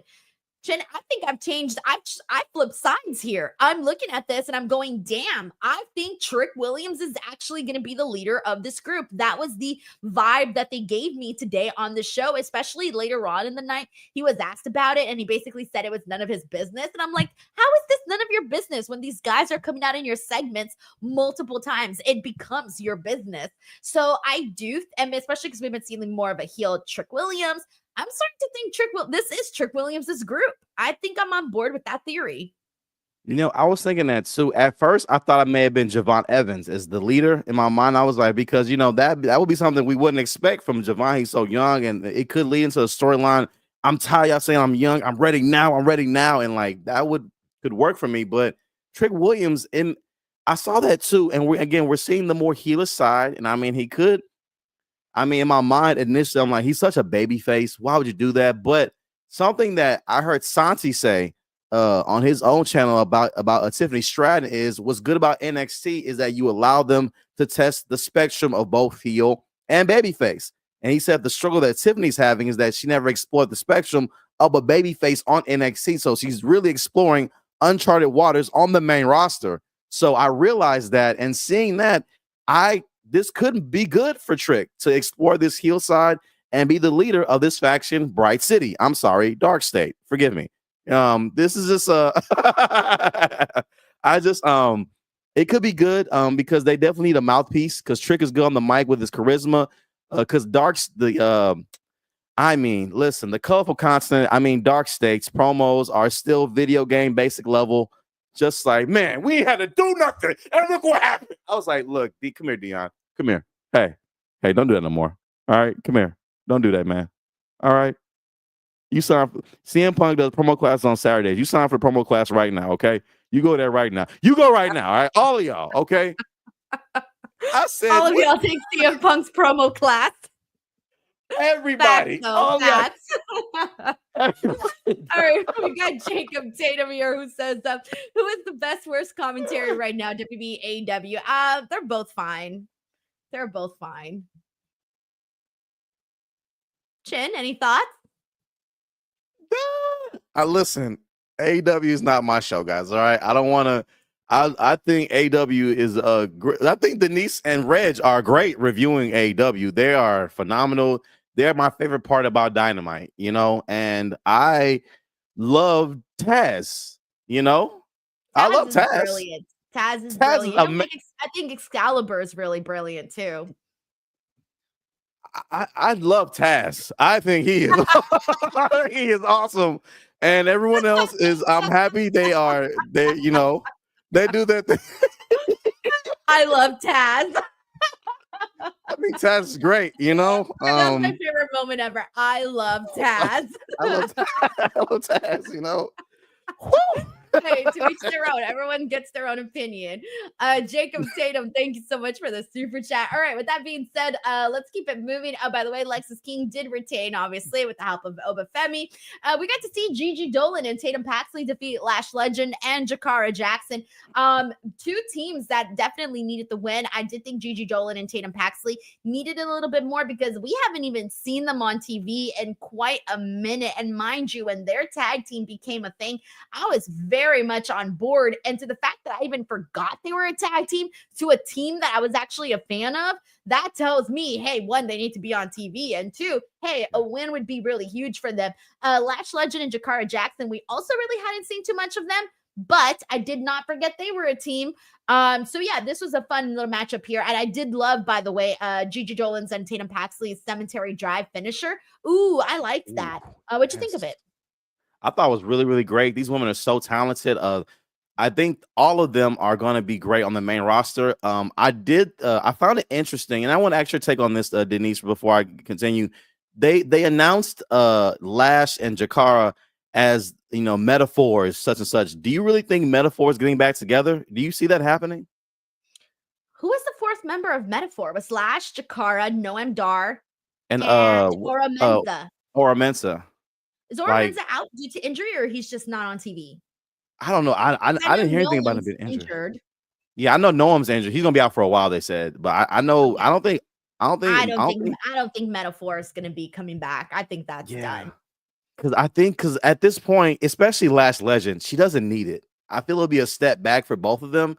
They're both great in this tag team division. There's a focal point for the women's tag team division that they can all go to, have a storyline in, and for Lash Legend herself, when they decide to go separate, I know they're both going to do great. but Lash Legend is going to be a dynamite star. No pun intended. I mean, she's going to be on WWE though, but she's going to be an amazing star. That's what I mean. A great star. So, but I thought this was a great match. Although I'm a big fan of the Meta Girls, I feel the right team won. That cemetery, that was a good move. That was a very good move. So I was very impressed with these ladies. All right, we got one more super chat to get into. We got Jeremy Hyden here who says, NXT guys, I need your help. Chef Sean won't pull the trigger, but in 2K25, Denise holds the pencil. That title will look damn good on Jada Parker. That is true. I do represent, I did my 2K25 GM thing, and I have Stephanie McMahon as the GM of NXT. Really? Yeah, I decided to go balls out crazy on the GM mode, so I'm having a good time. Hey, Jeremy, we will try to make it happen. I do have the pencil over on that game. Thank you so much for the super chat, man. Alrighty, guys, with that being said, that is our NXT review for today. Flew through it very, very fast, but thank you so much to everybody who tuned into the watch along, who tuned into the review, whether you did either or both. We appreciate you very much. Thank you for checking out this video. Go check out the last video that I just posted about John Cena and Cody Rhodes. I've been posting daily videos, guys, so please go and check those out. It would really mean a whole lot to me.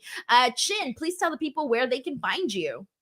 Find me everywhere at Chinedu Ogu, Facebook, Instagram, Twitter, X, everywhere. You can also catch me currently on tour right now. Here are my Texas dates. Is the Am I Your Edge Mate? The Am I Age Mate tour. May 1st, Houston Improv. Tickets are selling very fast. I'll be in Houston, San Antonio, Cypress, and Pasadena. I have just added Lake Jackson to the show. Lake Jackson at the Lake Jackson Civic Center on December 6th has been added. And the out-of-state dates, once again, will be added soon. I'll be at the Atlanta Comedy Theater in ATL, and I'll be at the Temp Improv in Phoenix. Near Phoenix, Arizona, coming soon. Be added on my links as well, too. Tickets are available at ChineduOgu.com. But also with this channel, please check out the latest video right here. You can see right here. I'm watching it. I'm about to watch it right now. It is less than 15 minutes long. You can go on this and watch it right now before you go to sleep, before you watch anything else. Watch it right now. Hit that like button. Be sure to share it. Leave a comment, all those things. Look at all this great content on here. Watch alongs. You can watch 2K25 on here. There's an amazing. She went to go searching for cool WWE collectibles too, y'all. Go watch it. Just look at the content on here, y'all. That video got a lot of love. I was very proud of that video. My little brother shot the B-roll for that. Shout out to Denise's little brother. Man, listen, this is a family business over here, okay? Family effort going on, right? Y'all watch the videos, support, show love, and don't be a dick. Give it a click. Also, support her Blue Chew ad, okay? All right, support the Blue Chew ad, all right? Get your microphone hard, cut a pipe bomb, all right? With Denise's Blue Chew pills, all right? That's what you do, all right? Use promo code Denise. Overall, don't be a dick. Give it a click. Support the channel. Thank you guys so much. We'll catch you guys on the next one. Bye.